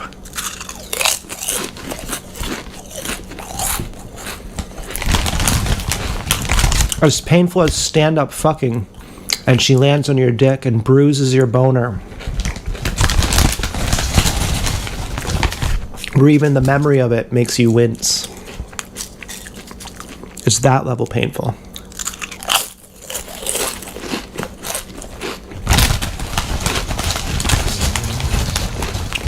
But eating cooked food, when someone cuts off 90% of your dick skin, you wouldn't think of that as a chastity cage.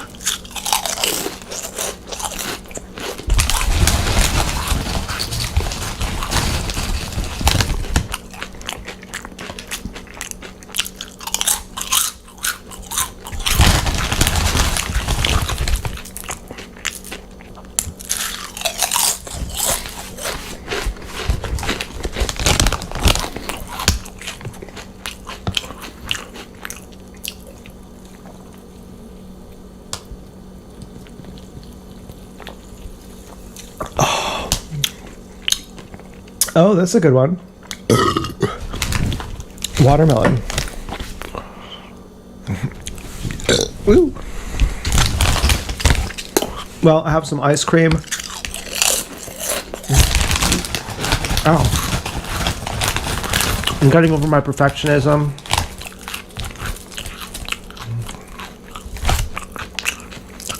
I don't know what to say.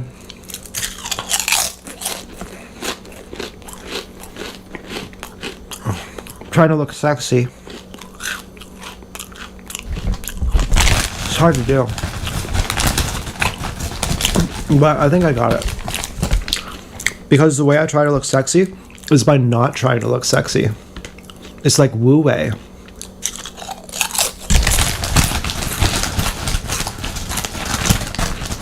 It's hard to do. Put yourself on camera. Don't try to look sexy. Don't try to not try.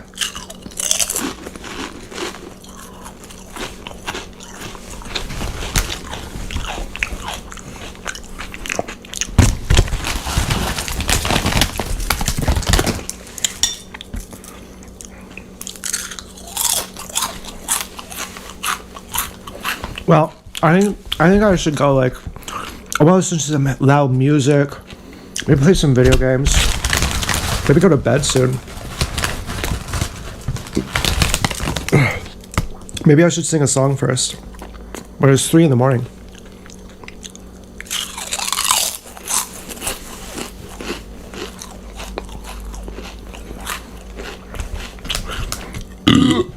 definitely feel happy again. Well, what kind of garbage pail got stolen? I thought those were city property.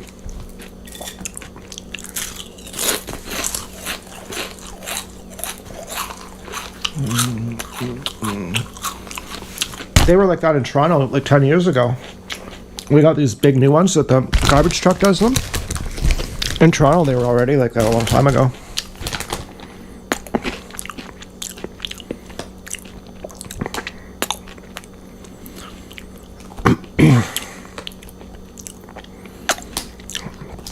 I feel happy again.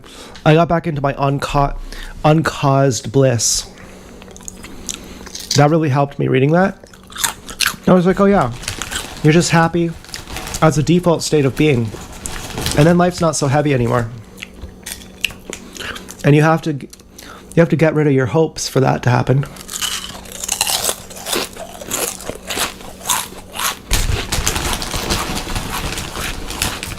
But it doesn't mean you just give up and stop trying. You still have to do your best.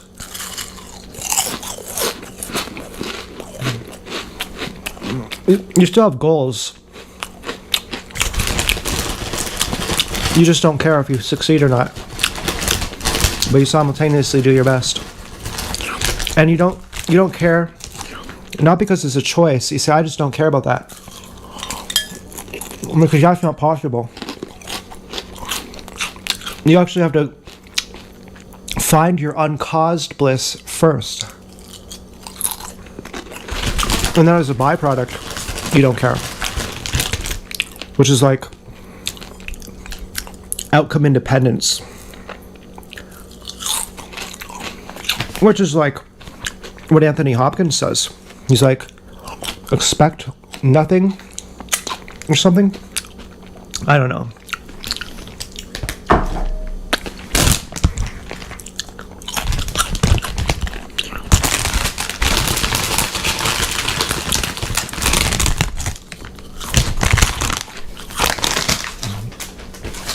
I think of it as just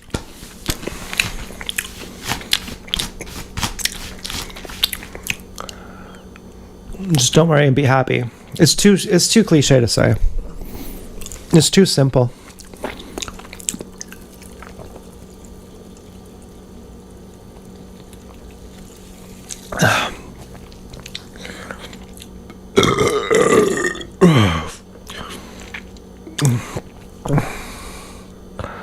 I have a pimple.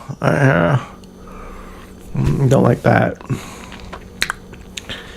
Well, I think this is goodbye for now.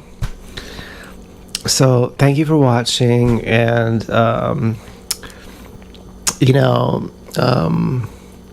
you liked our talk.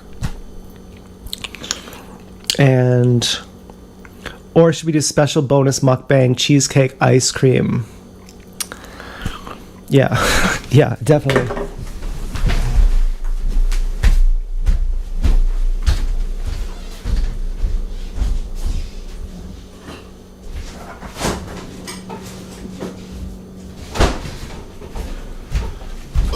Ooh, with a tiny fork. My mom was like, is this your first tub of this new kind of ice cream? I was like, sadly, yes, there are going to be many more to come.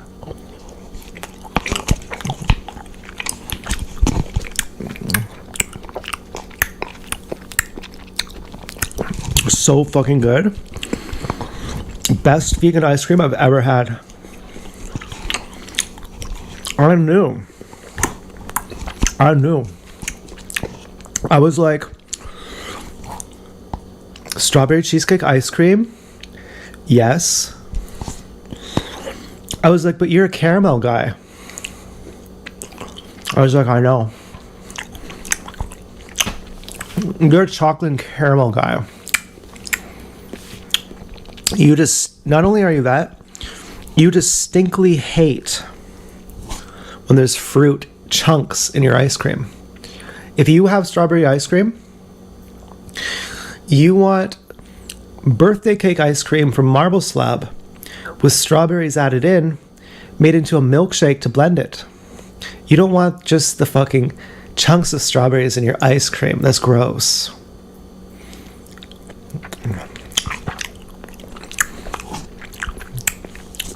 But this has the crust.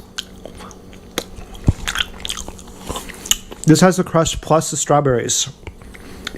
If this was cherry, no. This has the fucking strawberries. Plus it has the crust. Or graham cracker crust. Yeah. Fuck yeah.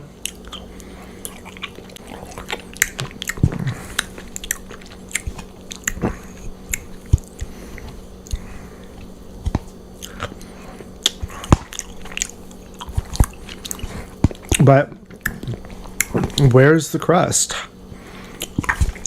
Well, I find it out. I'm the type of daddy who, when I eat ice cream,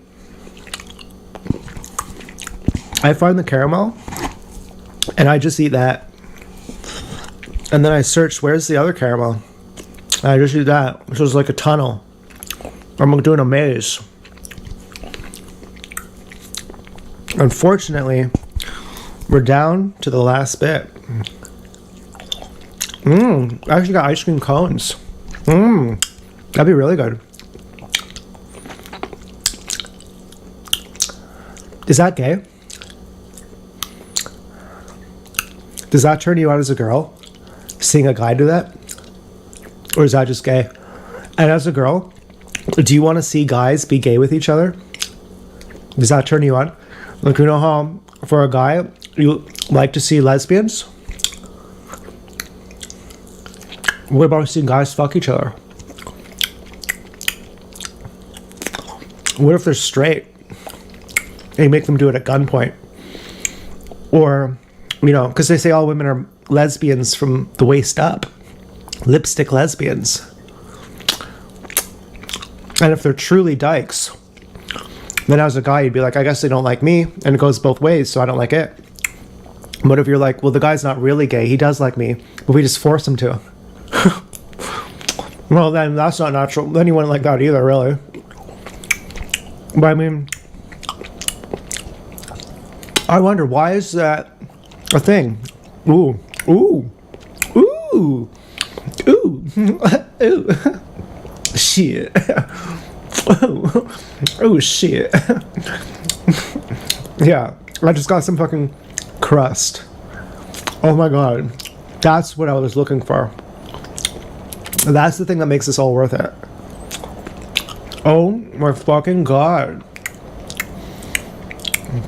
I want to start dancing. Oh my god. I'm hamming it up a little bit, but not much. This is something else. I'm literally about to go. Oh, yeah. Oh my god.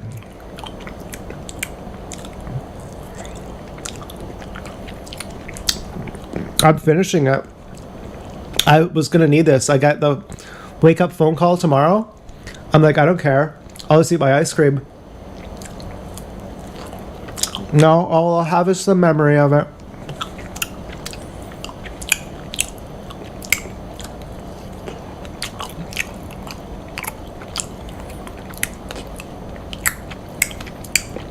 You want to see my stacker plates?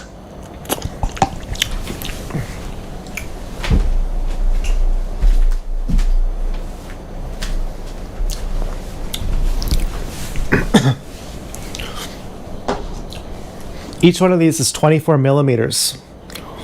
These go in my foreskin restoration device. So my foreskin actually stretches up over all of these. And I have 10 of these.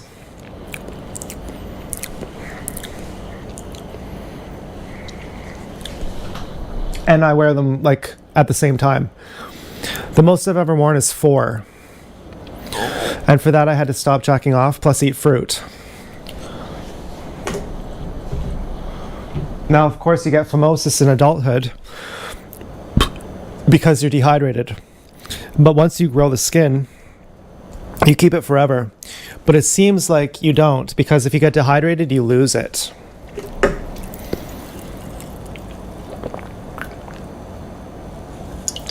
And for me, it's non-negotiable to be raw vegan while doing foreskin restoration.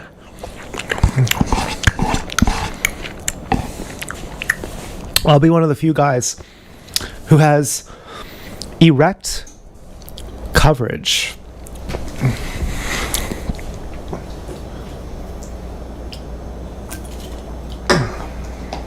Well, yeah, we're finished our ice cream. We finished our chips.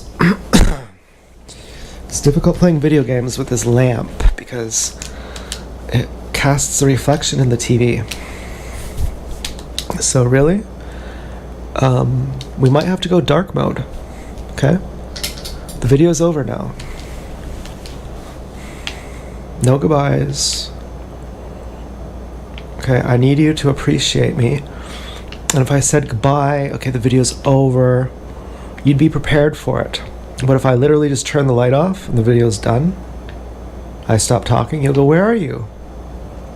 I'll go, I'm in your memory where you miss me and you finally appreciate me. I had to do that.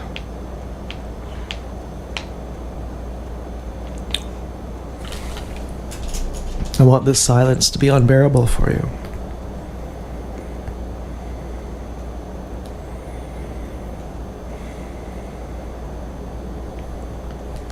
I want you to suddenly feel empty and drab.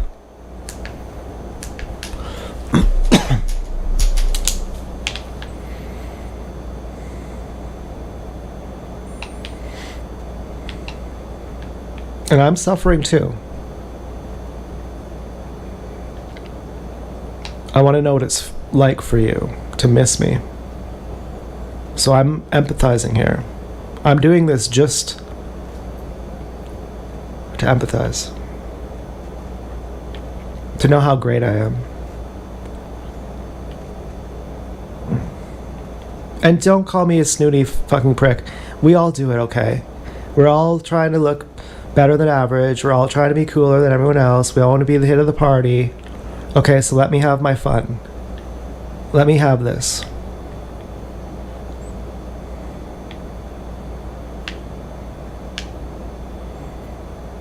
And don't think that I just don't know what to say and that I'm having an awkward pause. Because that's totally not true. I actually have the best things to say right now, but I just don't feel like it.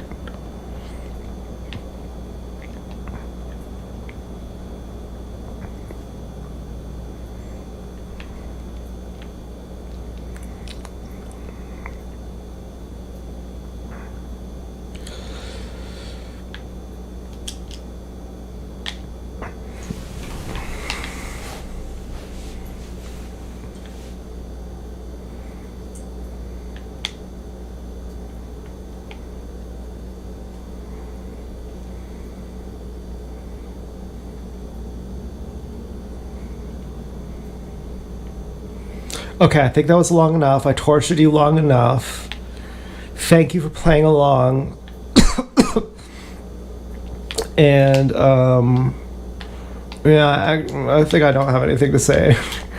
Well, whatever. Fucking, yeah, fucking. I'm out of things to say. I think I might be getting tired. Okay. So yeah, thanks for watching, and I